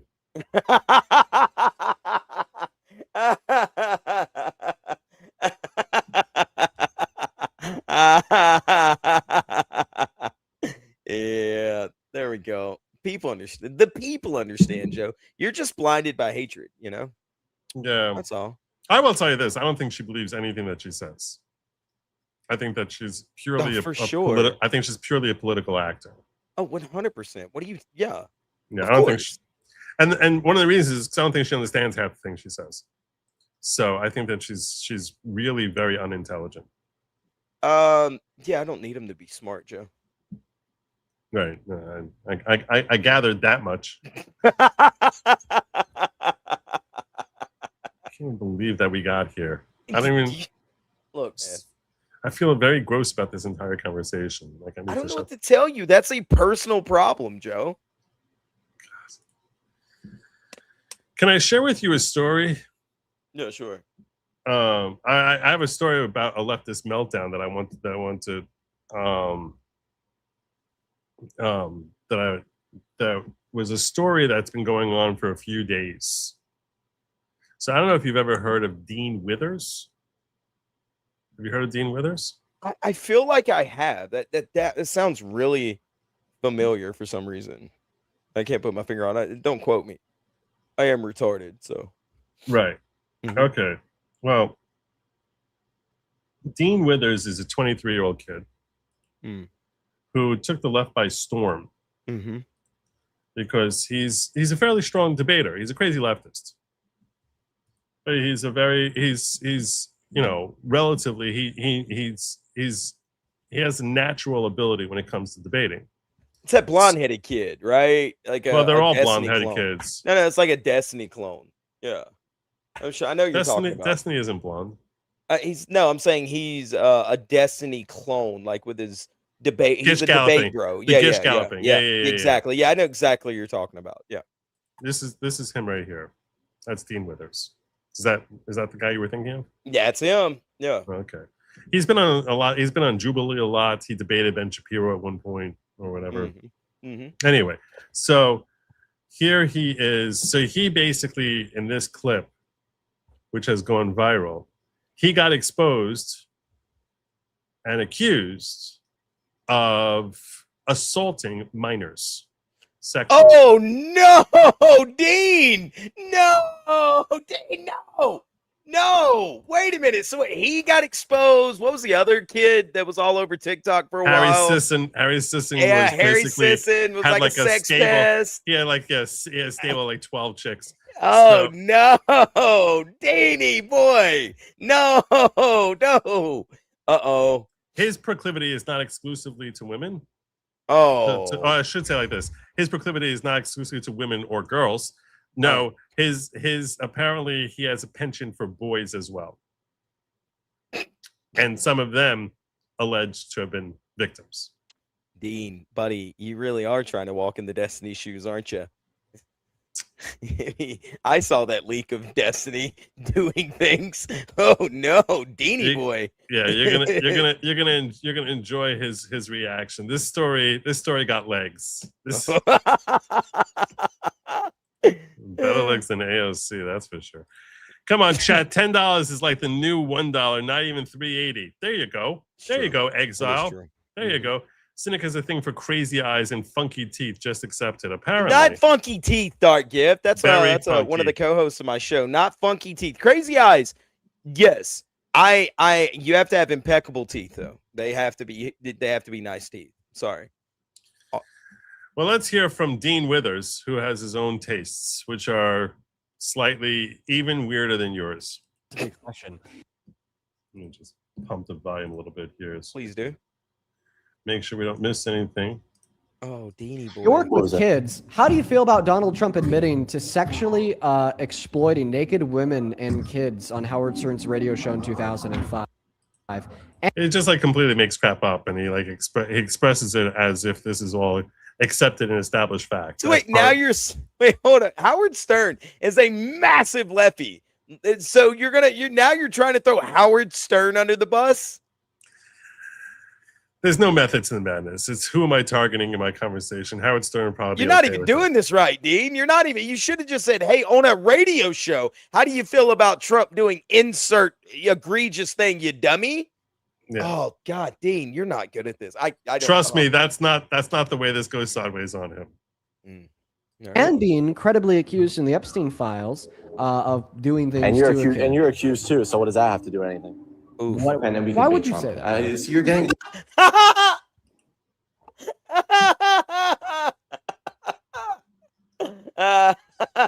Dean, why would you say that? Well, why would you say that? Glass houses and all, buddy. Glass doll houses and everything.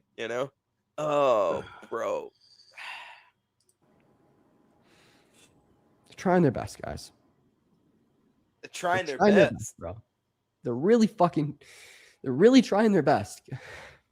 Uh-oh. Fuck. What? I'm so happy right now. Cry. Oh God, cry. Oh no, Dean. Here's how you get out of it, Dean. Let me tell you a little secret about behaving poorly. Oh, okay. You're gonna give him tips? Yeah, I'm gonna give him tips, right? If you did not behave poorly, leak all the DMs. Yeah. Yeah. See, I had somebody accuse me of something recently. You know what I did? I leaked the DMs. And that way you can say, to hell with that. There you go. Now disprove what I said. Guess what happened? They did a whole retraction video and apologized and everything else, Dean. Dean, just show the DMs, because if you can't, whoopsie. This story has a lot of twists and turns. It's got a lot of twists. This is just the beginning. Uh-oh. The crying is the beginning. Nice. Fuck, dude. He's such a man. Yeah, he's like one of these tough guys. Like, he tries to be a gym bro. It's like he was taking pictures a year or so ago, being like, "I'm tougher than any conservative. Look at my abs and my like." He was posting it to Twitter. He? Yeah, and it was this whole weird thing because there was a group of them. It was him, Harry Sisson, and another guy. They were like going all around. That other guy. I know the other guy you're talking about. He's another blonde-headed little towhead clone. I think Moley is his name or something. Mowley or something. Like Chris Mowley, I think, or something. They were going around doing all this stuff, and he was like, "Yeah, I'm super tough. I'm buff and everything, and you guys just don't know." What? Okay, Diddler. God, man.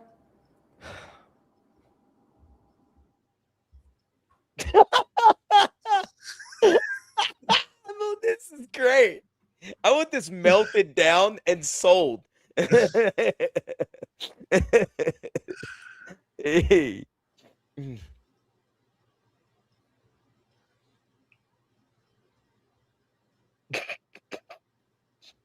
Why would you be crying if it wasn't true? Exactly. Why would you be crying? They're really trying hard, Joe. Okay. They're really trying hard. I don't understand. You'd be like, are you out of your freaking mind? Yeah, are you crazy? Do you want me to show you the proof? Yeah, I'll show you the proof. Yeah, would you like the exclusive? Let me give you the proof of against all these like accusations. Yeah. I'll tell you right now, the accusations against him are a lot stronger than anything the Epstein files against Donald Trump. That's for sure. That he was just referencing. A hell of a lot stronger. Hell of a lot more credible. This is great.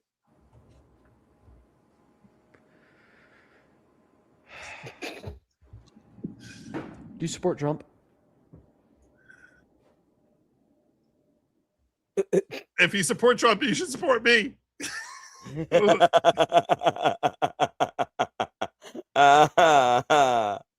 Oh man. Just don't do that to people, man. What? You just did it to Trump. He literally just did. That's how the conversation turned. That's what caused the conversation to turn. You just don't do that to people, bro. Well, you can't do it to me. You just don't. I mean, he did. So just don't do that, man. Well, here we are. Yeah, oopsie.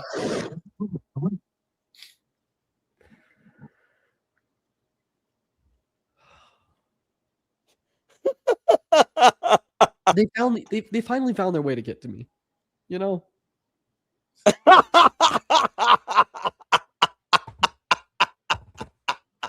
Yeah, they finally found it. Hey, buddy, it wasn't you having conversations with minors that you shouldn't have been having. Yeah. You slipped and fell into PDF, right? That's kind of the problem, right? Oh my God, I backed into this minor's DMs by an accident. Oh, how do I get out of here?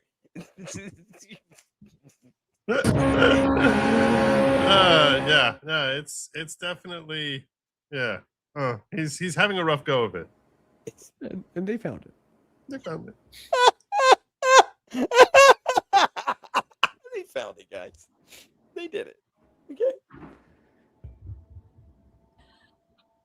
Hello. I was going to cover this story yesterday, but I was like, how can I keep this one from Sin?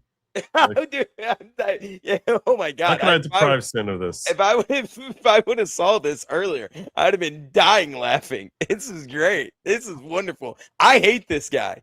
So We all do. I mean, Trump. Because he just like makes stuff up and pretends that it's all fact. Yeah, he's been doing it for a couple I'll years. tell you what year and stuff I was born. I gotta do all that. No, you sound about 45 and 3 beers deep on a Friday afternoon, sir. Oh, so you're not gonna be hitting on me? Oh, am I too old for you, boy?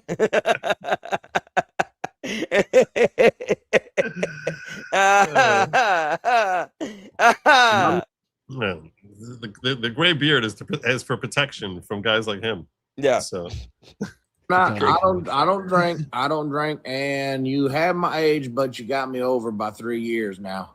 Making me feel older than what I am. I tell you that right now. I tell you what, buddy.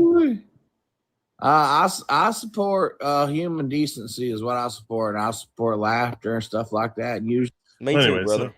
So now I don't care about the rest of this. So that was a couple days ago. Oh man, this story has got legs though. It's got more coming. So, but just to keep us up to speed on where we're at, are you keeping track? Yeah. Currently, we are exactly at 250. So, yeah. we're well on pace here. Mm-hmm. I'm trusting you here on the numbers because and it's actually a little more than that because super chats. You'll go check your PayPal, which I did. And you need to tack on 15 more. All right. So there you go. God bless you. Thank you, KPT. You're awesome. And yeah, I don't know what to do with that. And then, of course, we have Mountain Bow Lady coming on in. Montana Bow Lady. 5896 coming on in here. For the 100. God bless you. Thank you so much for the support. Very, very, very much appreciative of it. So is Sin. Oh yeah, I mean we're $50 away with that, so that's amazing. I appreciate it. There you go. There you go. Yeah, New Zealand fan, let's go. Oh yeah, a song, and also a very funny song. So do we have more Dean Withers? Because I would love to see more of this guy crying. I pray to God we get more crying Dean. There's not going to be more crying. That was it. That was it for the crying. Yeah. All right. Okay. Yeah. But he's facing a lot of hate from the left because of these accusations. Mm-hmm. This sick, demented individual. Mm. Okay, being called out by Cam Higbee for being a sick, demented individual. Okay. Disgusting leftist slime makes video calling for Dean Withers to be murdered. The person says Dean looks very kirky, and I hope his neck doesn't hurt him. You believe that this is his audience. Hi, Dean. I'm in for you. Joe, I can't look at the screen. Why would you? These are the people now trolling him. Oh, Dean, these are the people you courted, buddy. Yeah, this is his audience, right? This is his target audience right here. Oh my God. I hope you enjoy.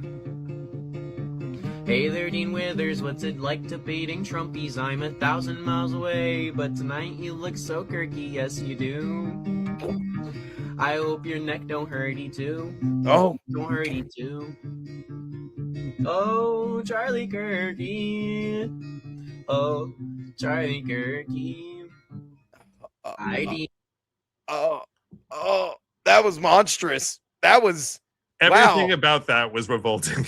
Yeah, I'm very uncomfortable. Every element of that video was utterly revolting. I apologize to all of you. I don't know why my producers gave me this to share with you. Every element from the visual to the audio was just thoroughly revolting. That was utterly disgusting in every way imaginable. Ugh, God. Yeah, can you imagine courting that audience? No, that's the audience you're looking for. You know, there's a thing, right? I have a vast audience of people that are so different that watch my show. Like tons of different lefties, right wing, center, all kinds of different people. And no, I still couldn't imagine any of them looking like that. But you know. What are you going to do, Dean? Today, Dean Withers came out. Good. Not that way. Not that way. I haven't heard the video yet, so I don't know what he's going to say. It's a 3-minute video. So I don't know. I literally have no idea what he's going to say, but he said, MAGA, you owe me an apology. So I assume he's not going to cry in this video. I don't know, because I haven't seen it yet. But here he is giving his side of the allegations. The problem with his perspective is that we know he literally gaslights and makes up whatever crap suits his interest in the moment. So I don't know why anyone would believe him, but here we go. This is the most serious video I've ever made. Because you're usually a joke. Well, all your other videos weren't serious about the future of our country and how Trump was destroying it and how he's actually Hitler and the devil combined. So all the rest of them weren't that serious, but because it involves you. Yeah, now it's all of a sudden, folks, it just got real. It just got real. Guys, now it's real. Okay, take me super serial now. Okay, Dean. Reporter stole the identity of an innocent 13-year-old girl to falsely accuse me of rape with supporting evidence of poorly botched fake DMs in an attempt to illegitimately deplatform me. I don't think that's what it was. I think it was just to make you cry. Yeah, if it was fake. And it probably, I don't know, I have no reason to assume it's fake, but he's claiming it's fake. Sure. Yeah, that's what they always do. Totally those fake. DMs aren't real. Yeah. Totally fake. In response, the 13-year-old whose identity was stolen made a video calling out the false accuser and anybody peddling these lies using her photos. How much did you pay her? Also, them using her photos is that's bad. Sure, shame on them, but did you talk to her? What you assumed was her? Yeah. That's a completely different argument. We'll cross that bridge when we get there, buddy. Why are you having conversations with 13-year-olds? Exactly. Why is this something that anyone even speculates about? 100%. Because that's pretty nauseating. Yeah, why would you even have a 13-year-old in your DMs? Yeah. Ever. Yeah. There's absolutely no reason for it whatsoever. It's like that trans dude who's like, "Hey kids." You know the one I'm talking about? Mm-hmm. I forgot the guy's name. But I know you're talking about though. He's got like the lipstick. "Hey kids." It's just a dude with lipstick on. Yeah. He doesn't even try. Yeah. Stating that she's been getting harassed and bombarded with messages. I don't believe I'm sure. And that's terrible. But why were you assuming that you were DMing her? Can we Uh-huh. get to that part? An innocent 13-year-old girl. Who's stuck talking to you? That you thought you were talking to. All right, we'll cross that other bridge with the other guy. It doesn't matter. Yeah. And somehow we owe him an apology, not the girl. We owe him an apology. Why? Yeah. I don't know. As we speak, not all, but millions of Republicans across the internet have continued to knowingly peddle this false allegation and could what only be described as an attempt to get me killed or No one wants Sue you them. killed. I don't want you killed. The only person's likely to kill you, your own stupid fans. Idiots. Send them a cease and desist. Yeah. Sue them. Yeah. If it's not true and you're willing to go through discovery, Yeah. Let's go. Sue us. Sue one of them. I'll tell you right now, I have every reason to assume that this video is true based purely on the evidence that we've all seen together so far. Mhm. And based on his reaction, based on everything about him, I would be doing a video like this. I would be sending a letter. Or Yeah. I would be showing that whoever dropped that, I would have showed them my DMs and said, "Here, look for yourself. There you go." Yeah. Am I the only one who's really bothered that he spelled pedal like pedaling a bicycle instead of? Am I the only one who noticed that? I That think he you said over probably here are. pedal. Yeah, it's PDLE or PDDLE, right? Yeah.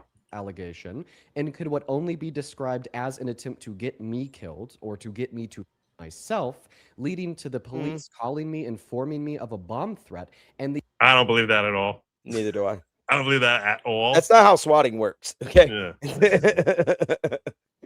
I don't Nobody believe calls that in at a all. bomb threat, buddy. Where's the evidence? Yeah. I don't believe it. I need receipts on that. continued visceral harassment of the innocent little girl who had her identity stolen. But now all of a sudden he's worried about the 13-year-old, not when he's in her DMs. Yeah. But right now he's worried about her.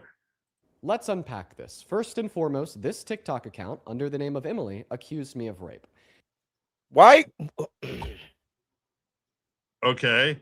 Why Hold are you on. sharing this? Thank you. Why are you're worried about the 13-year-old? Why are you sharing any of this? I had no idea her name was Emily. I thought it was a dude. I thought it was a little boy. I thought it was like a 15-year-old boy.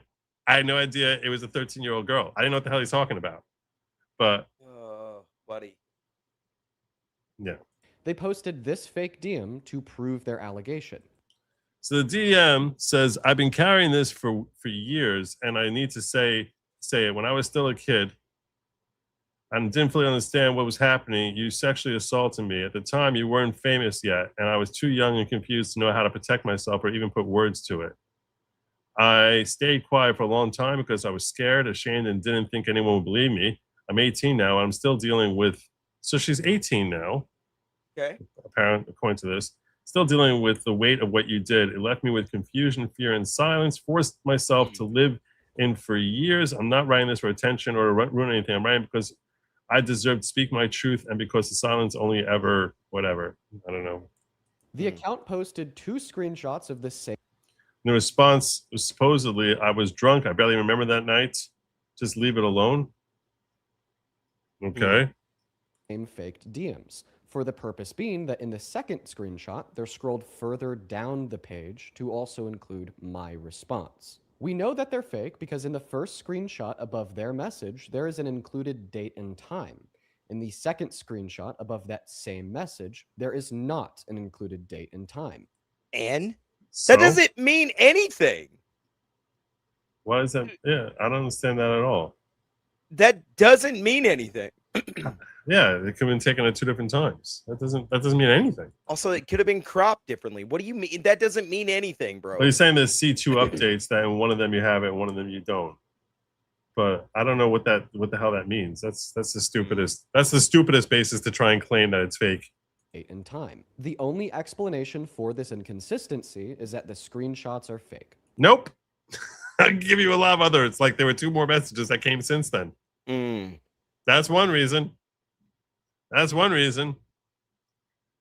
Or that the second one was taken first, and then once she opened it, so and reopened it to take a picture, like because sometimes you take a screenshot and it doesn't come out the way you want. Sometimes, like when you take a screenshot, for example, if I'm taking a screenshot on my phone sometimes, so you'll get an alert, like a notification that'll pop up at the wrong moment. Yeah. So if the alert pops up, so it's like I don't want people to see that I got an alert from YouTube that I'm watching, I'm watching Viva Fry videos.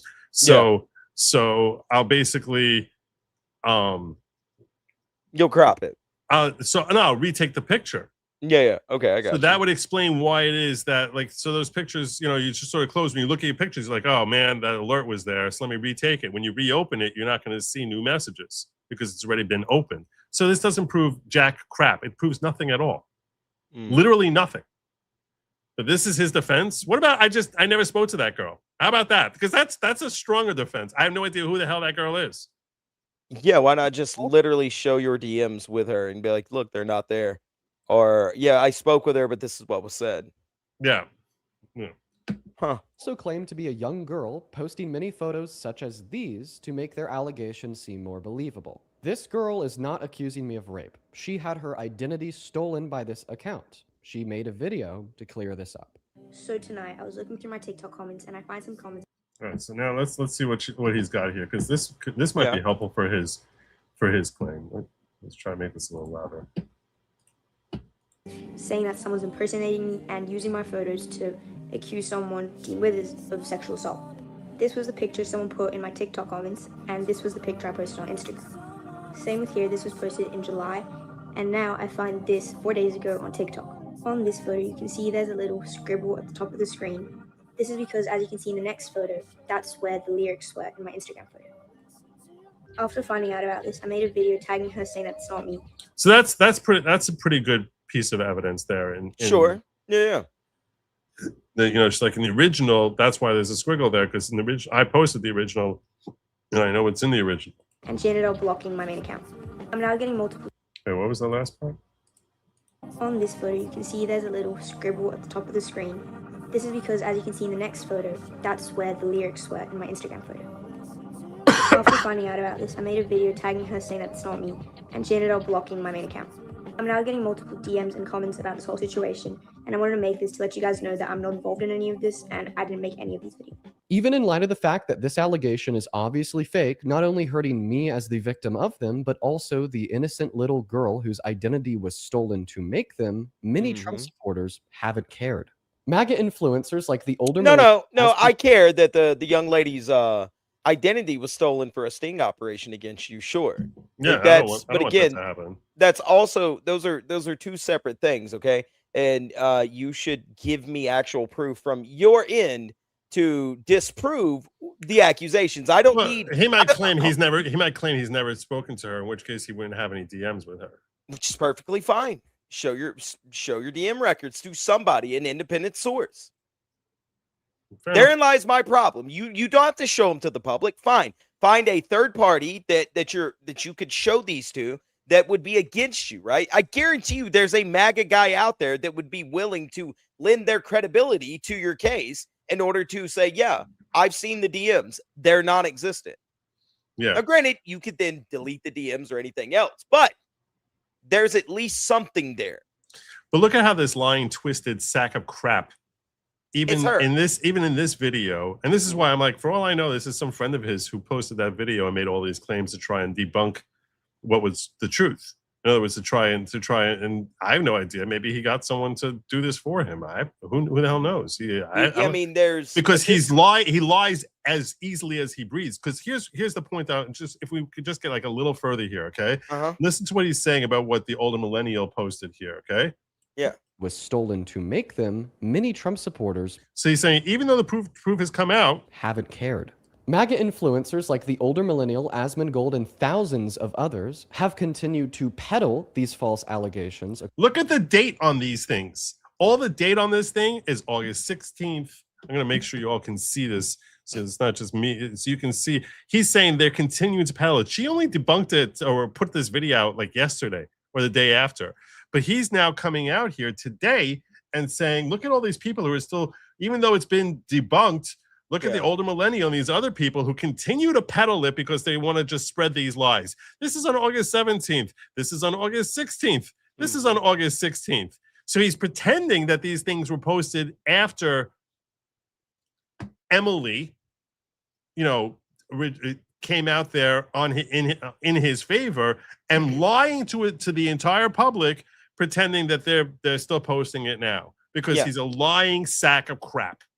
Here's my problem. The issue with the 13-year-old, terrible, horrible, stealing her identity without her knowing about it. 100%. I agree with that, Dean. But what you're doing in this video is you're now shifting the goalposts. Instead of sticking to your accusations and disproving them from your point of view, you're going, hey, don't look at me. Look at what they're doing to this young girl. There also have been multiple accusations, supposedly, involving boys as well. He's trying to fixate on this one. And this one is the one he has the most credibility for two reasons. One, he's got a video that's helping support him. Two, it's a girl, not a boy. And I don't think this guy has much interest in girls. I was surprised to think that he would have interest in girls. Now, maybe when he was younger, he had interest in girls. But the vibe I get from this guy is he ain't got much interest in girls. But boys. Yeah. So, I mean, but even when he's putting this video out, I want to see if I can find that thing about the claims about him harming boys also. Social media so hard to the point that for the last 48 hours straight, this has been a top news story on Twitter, amassing over 50,000 posts of mostly Republicans calling me a rapist. For those, some even on the right, that have made videos condemning these. There's a lot more evidence that you're a rapist than Donald Trump.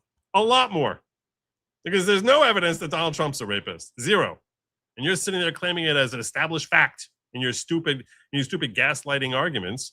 So yeah, I have zero sympathy for this jackass. Zero. Even if all the claims are untrue, I have zero sympathy because he's been the one purveying crap claims against folks like Donald Trump and heralding them as if they're accepted gospel. So yeah, you can eat dog feces. Allegations. Thank you. You know who you are. Yeah, we know.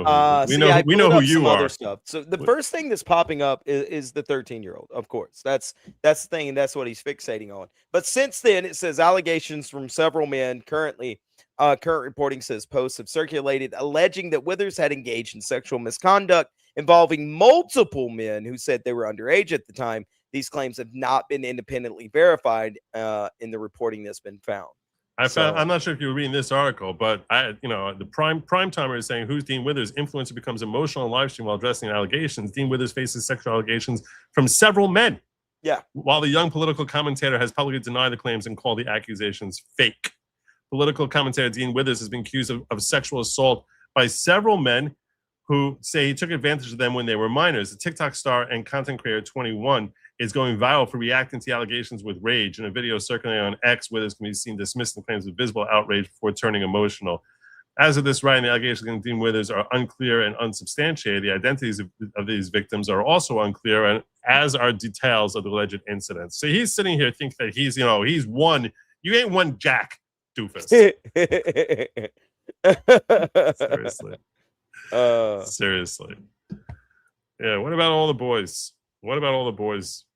Yeah, everyone's lying on you. Everyone's lying on you. Pathetic. All right, let's catch up.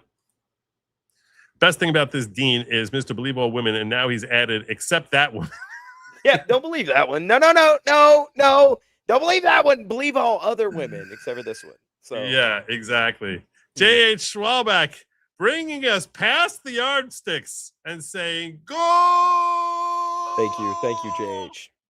Joe, Sindog, this is way, way off topic, but can you check out Nick Matau, watch a couple of his videos. I would pay a lot to see the two of you just talk. I don't care if you discuss why raccoons have fur or just get the guy on your show. All right. Well, hold on. How much are we talking, JH? Okay. How much are we talking? He's earned the good grace. Huh? He's All right, JH. Now, don't listen to this guy. He's drunk with power. Stop getting old. He's all high on Dean Wither fumes right now. Stop. Every time we talk I about need a money, new ceiling fan. he just falls back into his natural Jewy tendencies. Goodbye, Jew.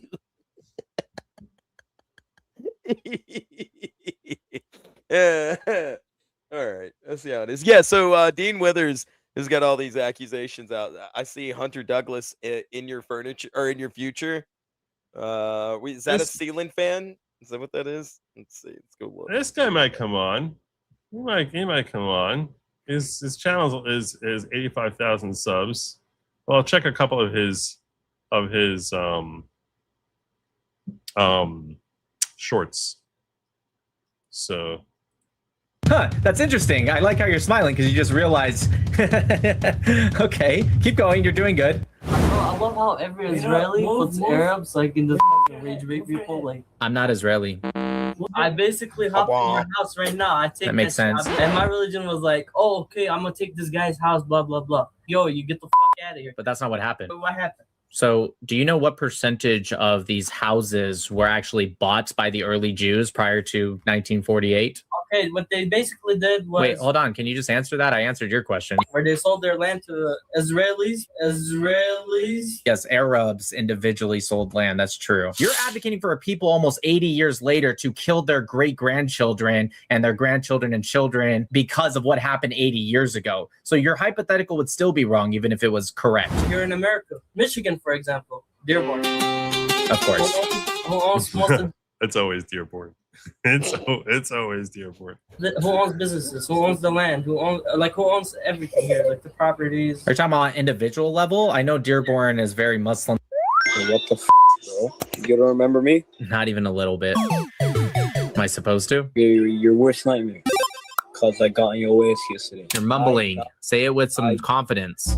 Hey, shut the fuck up. I got on your ass yesterday. You got inside my ass yesterday? Calm down. Why are you covering your mouth for? Are you insecure about your teeth? You're being weird. Are you insecure about your teeth?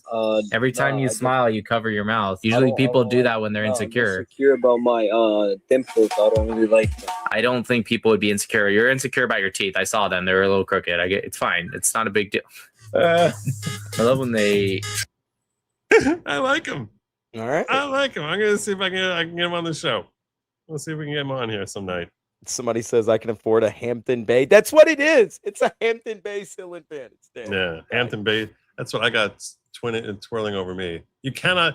I don't know how it is that one company can be like the exclusively good provider of ceiling fans, but Hampton Bay is unmatched. They're unparalleled and reasonably priced. I mean, it's not like a cheap fan, but. This ceiling fan I've had here since we moved in here 20 years ago, and it's amazing. So just gonna go to Home Depot tomorrow. Really there you go. The date shows up when you scroll down. The first shot starts at the top. No date. Scroll down. Date appears. Oh, there you go. Oh. That's another explanation from Dark Gift Comics. Thank you, brother. Good guy. Didn't the president get accused by E. Jean of something that couldn't have happened? Of course. Something that she didn't remember at all. Talked about fantasizing and only said great things about him until he became president. Yeah. Oh, Eugene Carroll there. Yeah. Nice. Yeah. Over in the ghetto, Jonathan says Vindman has 17-1 war chest and lost by 10 points. I actually covered that yesterday because I thought that was awesome and hilarious. Jonathan saying, we don't want Dean Withers to self-delete. We want him alive so we continue to mock or shame him. There we go. Joe and Sin want something fun. The great anti-Israel Syrian girl, along with the left, are tossing Fishback under the bus since he didn't win. Oh, that could be funny. Oh, this Syrian girl. This girl is like a lunatic. She hates the Jews. She hates the Jews. I've seen honestly, her. Who doesn't? Oh, Syrian girl? Yeah, I follow her. Does she really hate the Jews? I don't pay attention to her anymore. I used to. Yeah. A year ago, James Fishbeck was a raging Zionist arguing for Israel against even pro-genocide destiny. Now, he says no country has, pro-genocide destiny? What the hell are you talking about? Now he says no country has a right to exist and asserts that no American should die for Israel. Times are changing. What? Okay. Times are. Anyone's trying to say it's unjustifiable. That's what makes her so outraged, because she's a freaking lunatic. But yeah, of course. Not that that's like saying, like, you know, that's like saying that some politician who's, you know, put up, anyone who's been put up there by Soros gets, you know, funding from grandmas also. Yeah, it's like, you know, 3%. Mentioned that because the embassy moved to Israel, to Jerusalem, that's what uniquely ticked off God and Hamas, which has in their charter wiping out all of Israel is retarded. It's just like such a bad faith claim, but whatever. While we're on the topic of Iran and that was a great segue that he didn't even mean to do. But it was a perfect segue for Economic D-Day. Okay. What the hell is Economic D-Day? I was about to ask that, actually. Yeah. So this is what Trump put out. This is what Trump put out on Truth Social. No one has given the Islamic Republic of Iran a greater opportunity to make a deal than me. Tragically, for them, they have failed to take it. Therefore, today, I'm announcing the most crushing economic operation ever taken against any other country. This will be economic warfare and isolation on an unprecedented scale. Their navy is gone. Their air force destroyed. Their military factories are now rubble. Their currency is worthless, and their country is hanging by a thread. Today, I'm also announcing that any country that allows its financial institutions, businesses, airports, or government entities to provide any type of lifeline to Iran will itself face tremendous economic consequences. Oil smuggling, swap lines, cash transfers, exchange houses, ship registries, front companies, it all needs to stop now. You know who you are. This will be an economic D-Day. And we need all of our allies to stand with the United States of America to isolate and defeat the Iran threat. These maniacs are on the ropes, and these historic measures will cripple them and their ability to project terror worldwide. Iran will never have a nuclear weapon. Thank you for your attention to this matter, President Donald J. Trump. Economic D-Day. We're going to ruin them financially. That's what they said. I didn't say that. That's what they said. Economic D-Day. That's what's going to happen here. Bye-bye, Iran. I'm just saying. I'll say this. Look, I want you know, and we've talked about this many times on our show before. Oh, yeah. That I want us out of Iran. Please. Yeah. Desperately. For the love of God. For the love of everything. Get the hell Get out. us away from the Middle East. We have not... How long have we been away from the Middle East? Since 2011? What, maybe a year?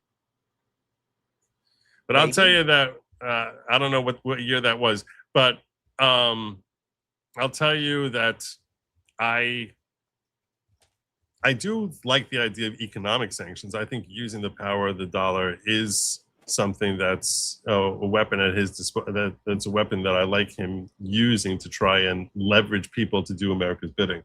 So, tell us one thing and they do it. I got a couple of clips here of Trump weighing in on this. So this is, I want to get to this real quick here. Tell us one thing and they do another, but the blockade has been 100% successful. No boats have gotten into Iran, but they are getting in for other places. But we'll see. We're going to see what happens. It'll either be extremely good and oil prices are going to drop like a rock, or we'll continue to do exactly what we're doing. You know, they were talking about $350 a barrel, and it's today 84, 85. And we are getting a lot of oil out. But the other thing, tell us one thing. So That was one comment. I got another clip of him. Also, this was when he was asked about his economic D-Day. Treasury Secretary says that we could see the most impactful sanctions on Iran this week. When will they come, and what else could be sanctioned on Iran? Well, we have things that we could sanction. We have very draconian sanctions, and we'll see what happens. Right now, the strait is open. A lot of boats are coming through. People aren't reporting that, and that may slow down a little bit at some point. But right now, a lot of boats are coming through.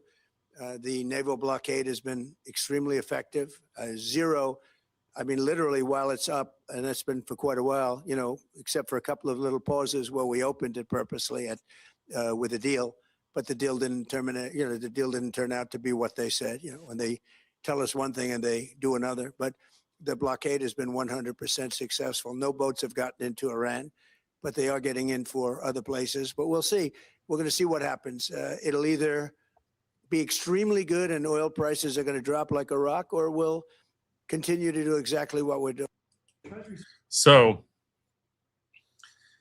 it doesn't feel as if we're very close. I mean, economic D-Day notwithstanding, it doesn't feel as if this is, you know, going away soon. No, not at all. Come on, Trump, buddy. You're really messing up here, pal. Yeah. I don't know. Maybe he'll surprise us. There'll be an October surprise that will be out of Iran, and that will, you know, help. Getting you out of there finally. Don't you worry about it. That would be nice. Here's Bongino weighing in on economic D-Day. Okay. President Trump is posting on Truth Social just moments ago that he's announcing the most crushing economic operation ever taken against any country. This will be economic warfare in isolation on an unprecedented scale. He also says that any country providing a lifeline to Iran will face tremendous economic consequences. This will be economic D-Day. Your reaction to that, quickly. President Trump is posting on Truth Social. Oh, wait, that wasn't. Damn it. Well, he said good things. I don't know if I'm gonna be able to find that so fast. I don't know what like that wasn't. I didn't just want that. I wanted. I clipped the wrong thing. I apologize. He's the one. Go, Joe. He's the one. That was me boomering. He's the one who said. I believe it was from him that I heard that this war is costing him 400 million. This war is costing Iran 400 million a day, which that adds up pretty quick. That's a lot of dip. It's a lot. It's a lot of dip. But yeah, we'll see. We'll see whether or not that comes. Whether this finally breaks them. You would figure it has to, right? Something has to give, one way or the other, right? Like something has to break. Like, what's the deal? I mean, what's the problem here? I don't know. I also have a little clip here of Harmeet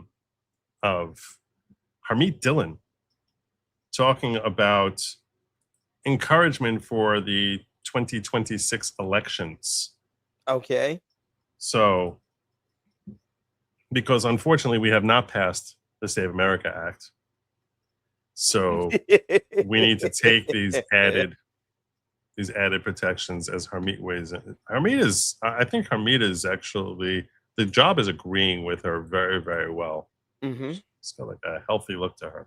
I think people need to remember that we are not the election police. We are enforcing our federal civil rights laws, including numerous federal election statutes, but we are only a small portion of the monitoring effort. Before I took this job, I was an election monitor for candidates and for parties, and that effort is ongoing as well. And I understand that there's a strong effort to send monitors, official monitors from the Senate and the House, and that happens on a bipartisan basis. So there are actually thousands of eyes and ears out there from both parties, and people who've been contacting me saying, how can I be part of your DOJ effort? Well, you can't, but you certainly can call your county, whatever party you're in, and volunteer and get out there and do this. My mom did this in rural North Carolina when I was a kid, and I'm doing it today on behalf of the United States. And so we're really proud of the people who step up. It's important that we have eyes and ears on our voting and on the tabulation. I think. So she's calling for Americans, and particularly Republicans, to make sure you sign up now. You don't do this in late October. Sign up now to be an election monitor. And frankly, I think that's a very noble. That's a very noble effort of anyone who's able to participate and play the role of an election monitor. You know, the stuff that was exposed in the 2020 election came, a lot of it, from election monitors. So we need to, you know, that could be you. You could play a very significant role. You think that you might think you're small. You might think that you're not important. I'm going to tell you right now, you're much more impactful than you realize. Your potential to be impactful is much greater than you possibly realize. So I will echo her sentiment there and urge each and every one of you who is able to find the time to take election day. It's November 3rd this year. Get out, sign up now, and say you want to volunteer at your local precinct to be an election monitor. Do it. Don't just talk about other people doing it. Get out there and try doing it. You know, it's one day. Take one day. There might be a few hours you have to spend in advance to know what you're doing, but this is not complicated work. I mean, look at the Einsteins who are running your local polls, and you'll see.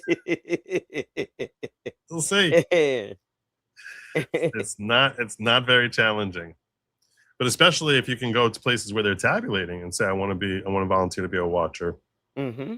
All the more so. And that brings me to my song, because we don't have the Save America Act, and there's really one person who's responsible for that, and that individual's name is John Thune. You want us to hurt him, right? Is that what? I don't. No. The title of the song I created. I believe the messaging I got from the song, and I didn't listen to all of it, was go and hurt them. The exact opposite. The title of the song is Nobody Harm John Thune. Okay. I think I even used those words at some point in the song. I think I need to erase some stuff in my manifesto. Joe, do you have any whiteout? Because there's a big oopsie here. I'm doing a public service because I think a lot of people might be so upset with him that someone might have that on their mind, and I really don't want to see that happen. Yeah. So that's why I'm like, no, nobody should hurt John Thune. I never want to see anybody hurt John Thune. I was getting weird mixed messages on this though. You were getting mixed messages. Let me get to some chats before I actually play that song for you, because I've got to erase some stuff. You should, yeah. Didn't the president get accused by EJ of something that couldn't have happened? Of course he did. But Sin, my balls are big. I will step up. Get Nick Matau. You will love him. I'll try to. I'll try to reach out to him. I'm not sure how to reach him, but I will. I'll see what I can do. So he probably would come on. I assume he would come on. So I would think so. Yeah, and let me hit the horn for you, because and I want to thank each and every one of you for helping us reach our goal tonight. It was mighty white of you. Racist. Okay. That's racist. Assuming that white people are going to give you money, a Jewish man. Just saying, dude. That's not. I'm saying that they're very appreciative. Okay.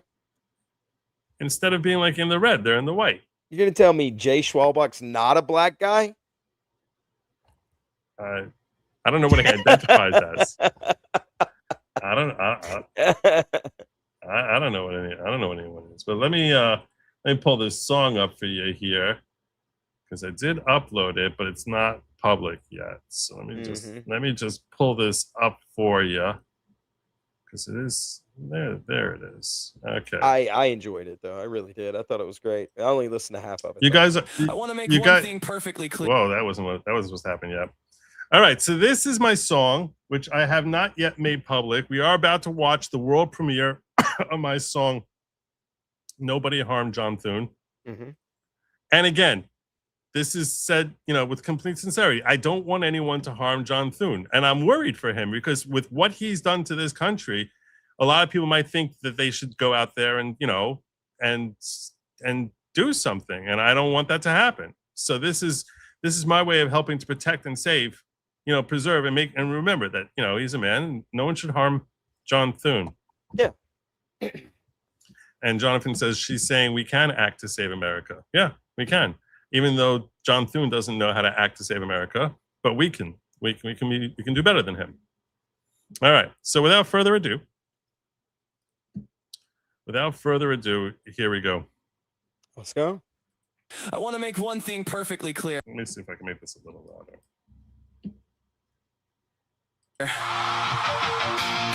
I do not want anybody to hurt Senator John Thune. Nobody. Oh, yeah, you're right. I was wrong in the messaging. I told you.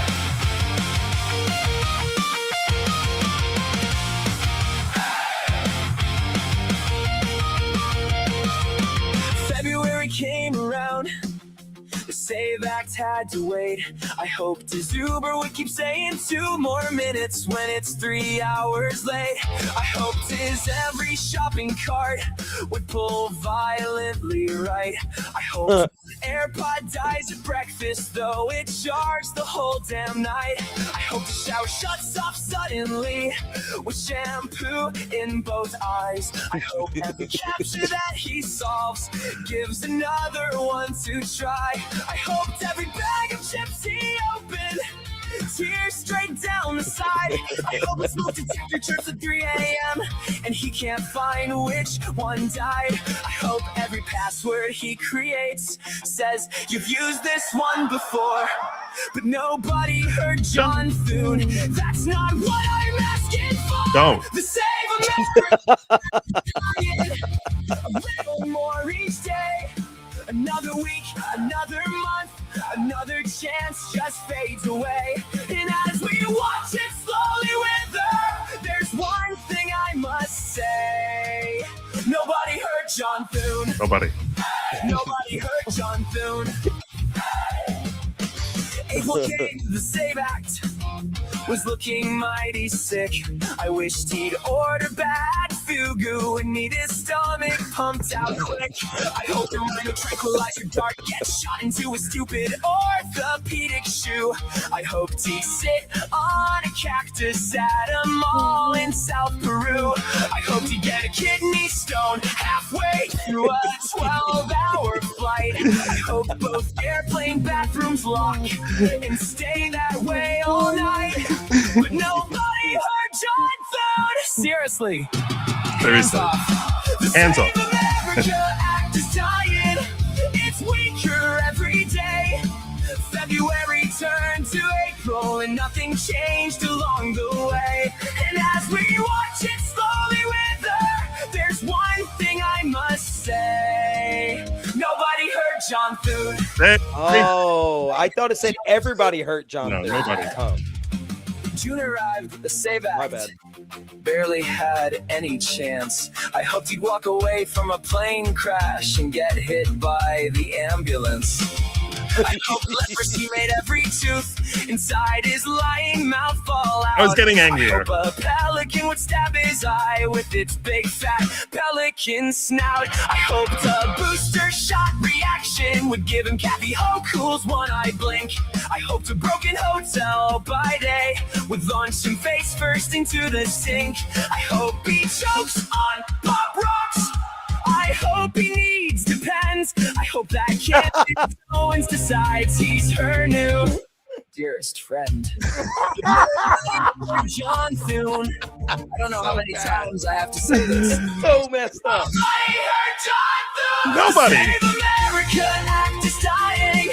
It's almost cold and gray. Another promise slowly disappearing. Another vote that slipped away. And even as my thoughts get darker, They get darker. one thing I still say. They do get a little darker. Nobody heard John Thune. Nobody heard John Thune. Nobody. August came. The SAVE Act forgotten. I want him shipwrecked in the ocean. I want him hit by a short yellow bus. I want his head ripped clean off by a giant octopus. And now to crawl in his ear and slowly eat his brain. I want him swimming in a lake when struck by a derailed train. A falling coconut could cripple him in North Dakota. I hope he gets herpes simplex 10 from drinking someone else's soda. But nobody hurt him. That would be wrong. Totally wrong. Maybe a buffalo stampede could pound him into goo, or a freakish accident when he tries Gorilla Glue. Or a Sharknado when we really need those guys. His tongue could swell up larger every time he tells his lies. I want him falling into quicksand and buried to his nose. A pack of rabid French poodles dressed in stupid matching clothes. I want him falling from a plane and thinking he'll be fine. I want him landing butt first on a light high voltage line. There are so many ways John Thune could wind up dead. A malfunctioning MRI could launch a bedpan at his head. The same America act is nearly dead now. We watched it fade away. February became April, June became yesterday. And though the bill seems cold and buried, one principle stays true. Nobody hurt John Thune. Nobody. Nobody hurt John Thune. Nobody hurt John Thune. Nobody hurt John Thune. There you go. It was good. That was really, really good. It was. I know you liked it because you were singing all the lyrics. That was great. That was real wholesome, Joe. I really enjoyed the Sharknado thing. That was pretty. I feel like no one's thinking of that. The creativity. Candace Owens thing was the Candace Owens line. I thought was really good. Also, that was that was a nice midway right there. That was yeah. That's where I actually when I had him listen to the song, I said listen to it through Candace Owens. It's actually something. The lines come out so fast that I feel like you probably need to listen to it a couple of times. You're posting these to your YouTube channel, right? Well, like right now making a music playlist once these come out. I guess so. I really should like make video for them, but video ends up taking me so long. You don't have to make video for them. You could just do a music playlist of Good Logic. Yeah. People might like to listen to them or share them with their friends. Not everyone's embarrassed of your music like you are. No, I know that if I make a song that's like a funny song, I know it's funny. You know, I have a good gauge for that usually. Yeah. The Candace Owens, I didn't play this one for Lady Logic yet. The Candace Owens song I played for her last week. She loved that song. She was people are asking for an encore. I've seen 2 of them so far. Play it again. I just feel like it's never as good the second time, but what the hell? We'll do it one more time. See, I told you, Jet. Joe loved this thing. Joe called me. He never calls me before the show. Let me pull the curtain back here. I'm always texting him or calling him going, hey, bro, what time are we starting? Because and 9 hours later, I'll respond. I have a specific routine for Wednesdays because the start time varies. So I have to make sure I have everything done that I need to be done. So I'm here on time, ready and waiting with bells on. Joe calls me like 3 or 4 hours before the show. And I'm like, the hell is he doing? And he blah, blah, blah about business stuff for a second. And then he was like, by the way, I got a song. I got a song for you. And that's all the conversation. It's all he wanted. He was so excited. So, yeah. Yes. All right. We'll play it again. Let's do it. I think it's a great song. Yeah. All right, here we go. One more time. It's the first time, like, you don't know where it's going, and so until it starts getting into it, you're just like not sure what's happening. I really do enjoy making music, but something like this, seriously, I wanted to just take a guesstimate, like how many hours it takes me to go from nothing to having this uploaded. How much of the lyrics are you writing yourself versus giving the ideas and letting Grok come up with them, or Sona? I come up with the idea. Uh-huh. I'll usually work with like ChatGPT or something, and I'll be like, okay, this is the song I want to make. Then it'll argue with me saying you can't make jokes about harming John Thune. It has to be a fictional person. So I say, okay, John Thune.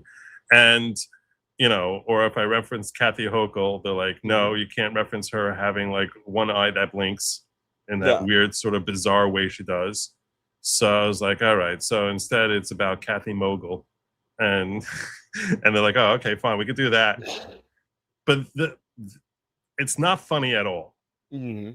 Like when they write it, I'm like, okay, you're not getting it. Like this is like not funny at all. So I'll be like, all right, give me a list of 20 horrific ways to die. You know, like or something like that, like or 20 bizarre ways to die. Or the first stanza is not about death. The first stanza is like, okay, it's in February.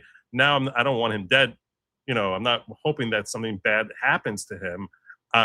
More than just, you know, inconveniences, like the CAPTCHA, just giving him another CAPTCHA, or like his, you know. So like I was like escalating like as I'm getting angrier and angrier at him. Yeah. But ChatGPT really struggled with that. And then so they give me a list, and then I'll be like, you know, all right, let's try to put this to lyrics. Let's see what you got. And it'll be like terrible.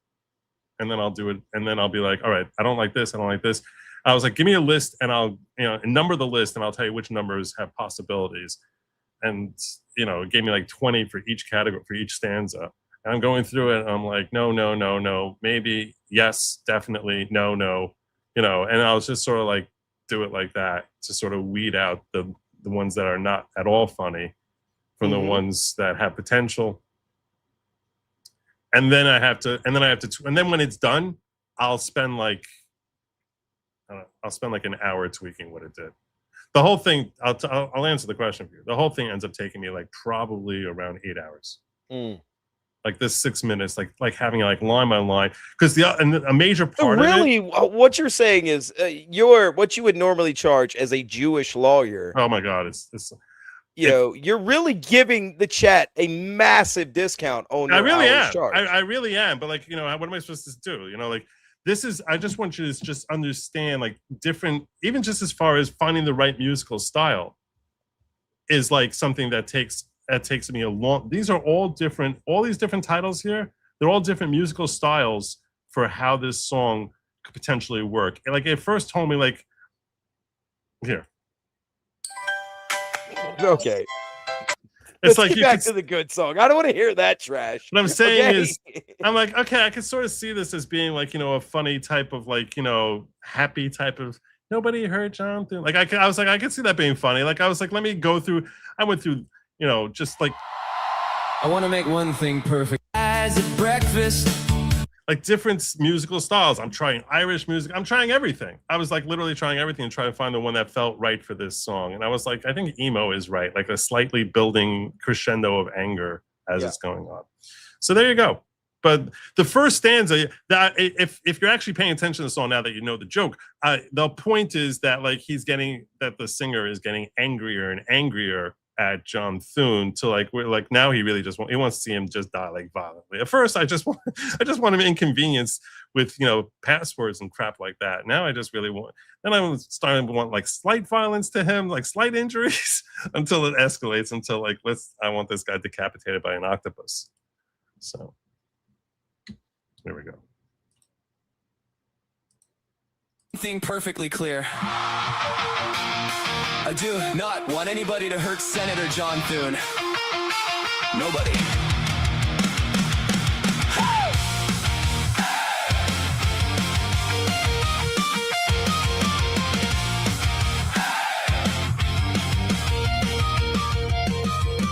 February came around.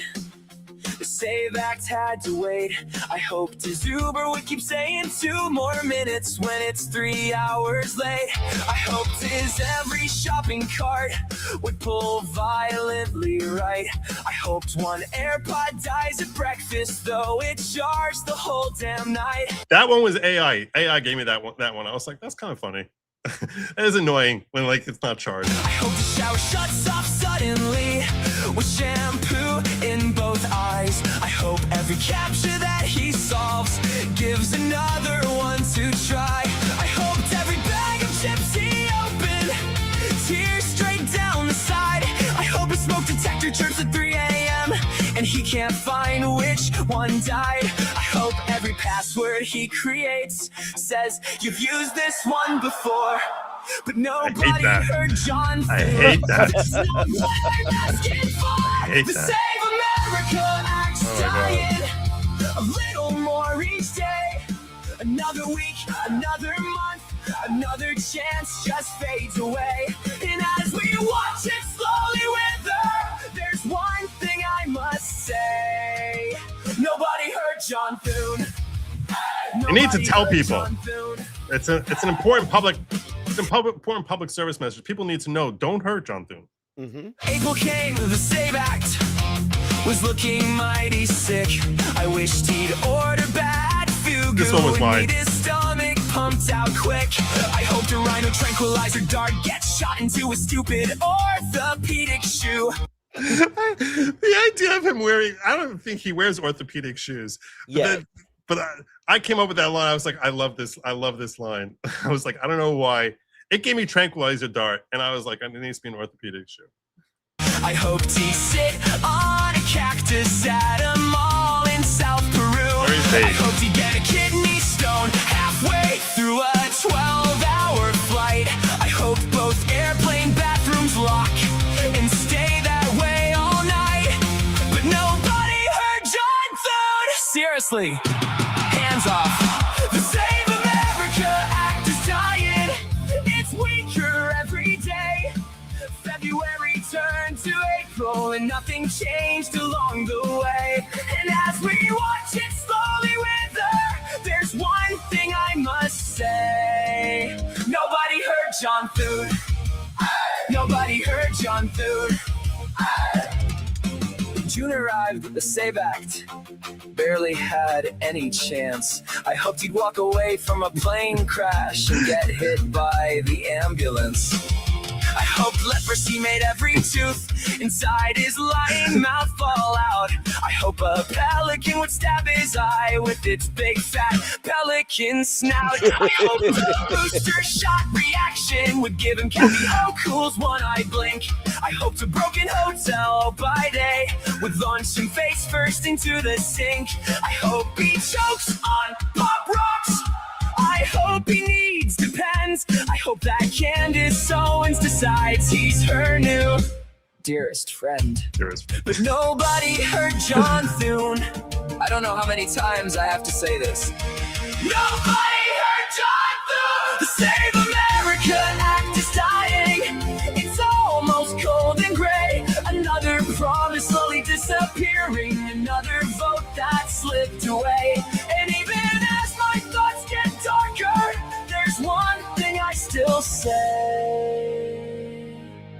Nobody heard John Thune. Nobody heard John Thune. August came, the SAVE Act forgotten.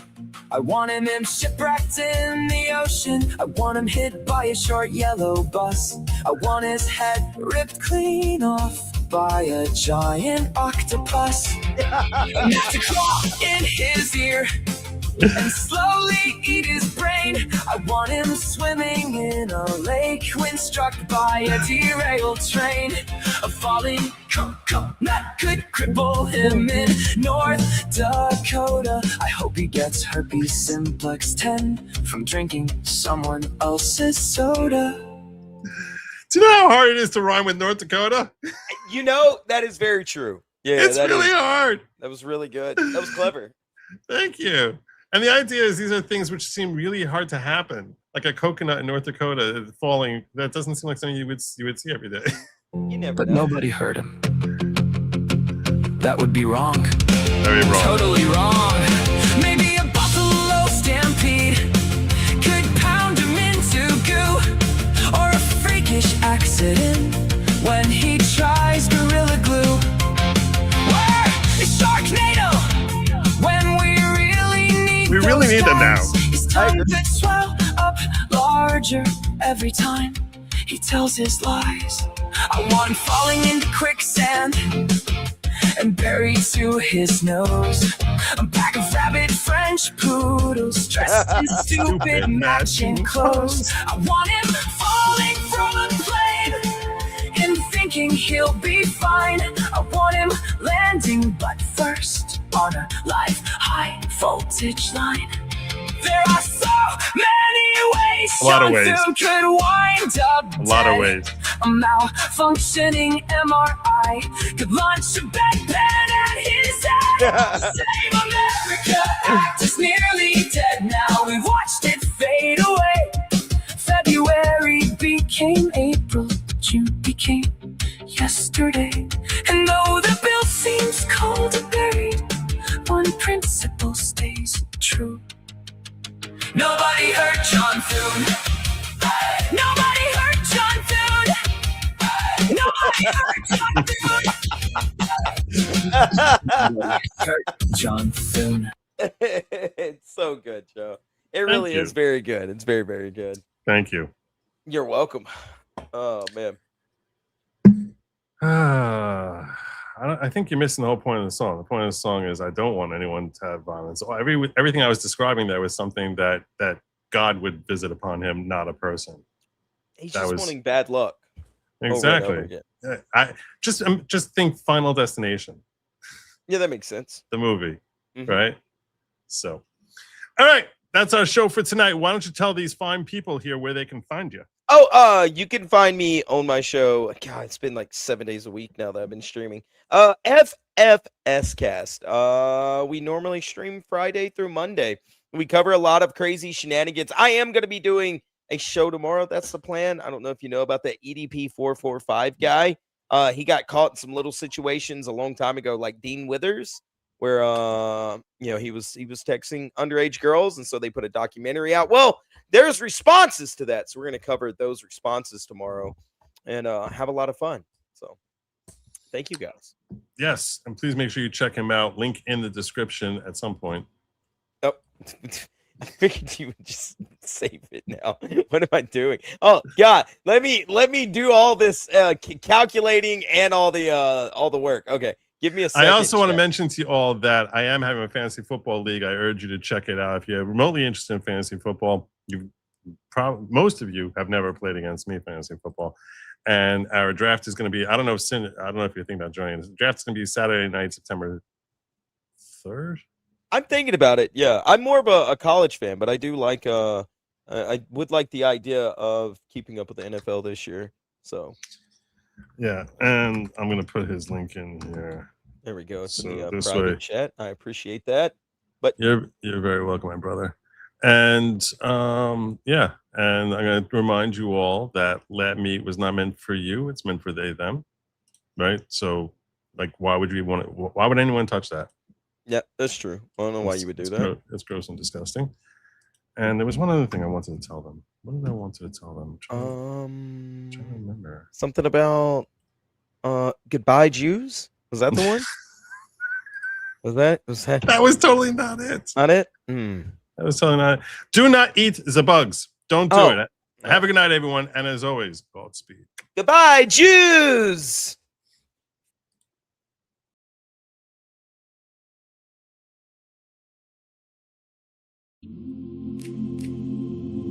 The plane is landing. The show is almost over.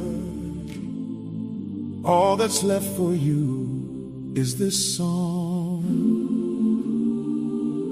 Joe left the studio. He's probably drinking Diet Mountain Dew. Maybe he's watching funny videos on YouTube, or playing chess, or doing Jewy things Jews do. We hope you had fun, and maybe you learned something. You hit like and you subscribe. Leave a comment if you want to show some love. That would be cool. You can be cool. Leaving comments is cool. So till next time, please be sure So stay away from lab meat. It was never meant for you. It's meant for they or them or comrades, sparkle hugs. And most importantly, do not eat Z-bugs. Good night and Godspeed. Good night and Godspeed.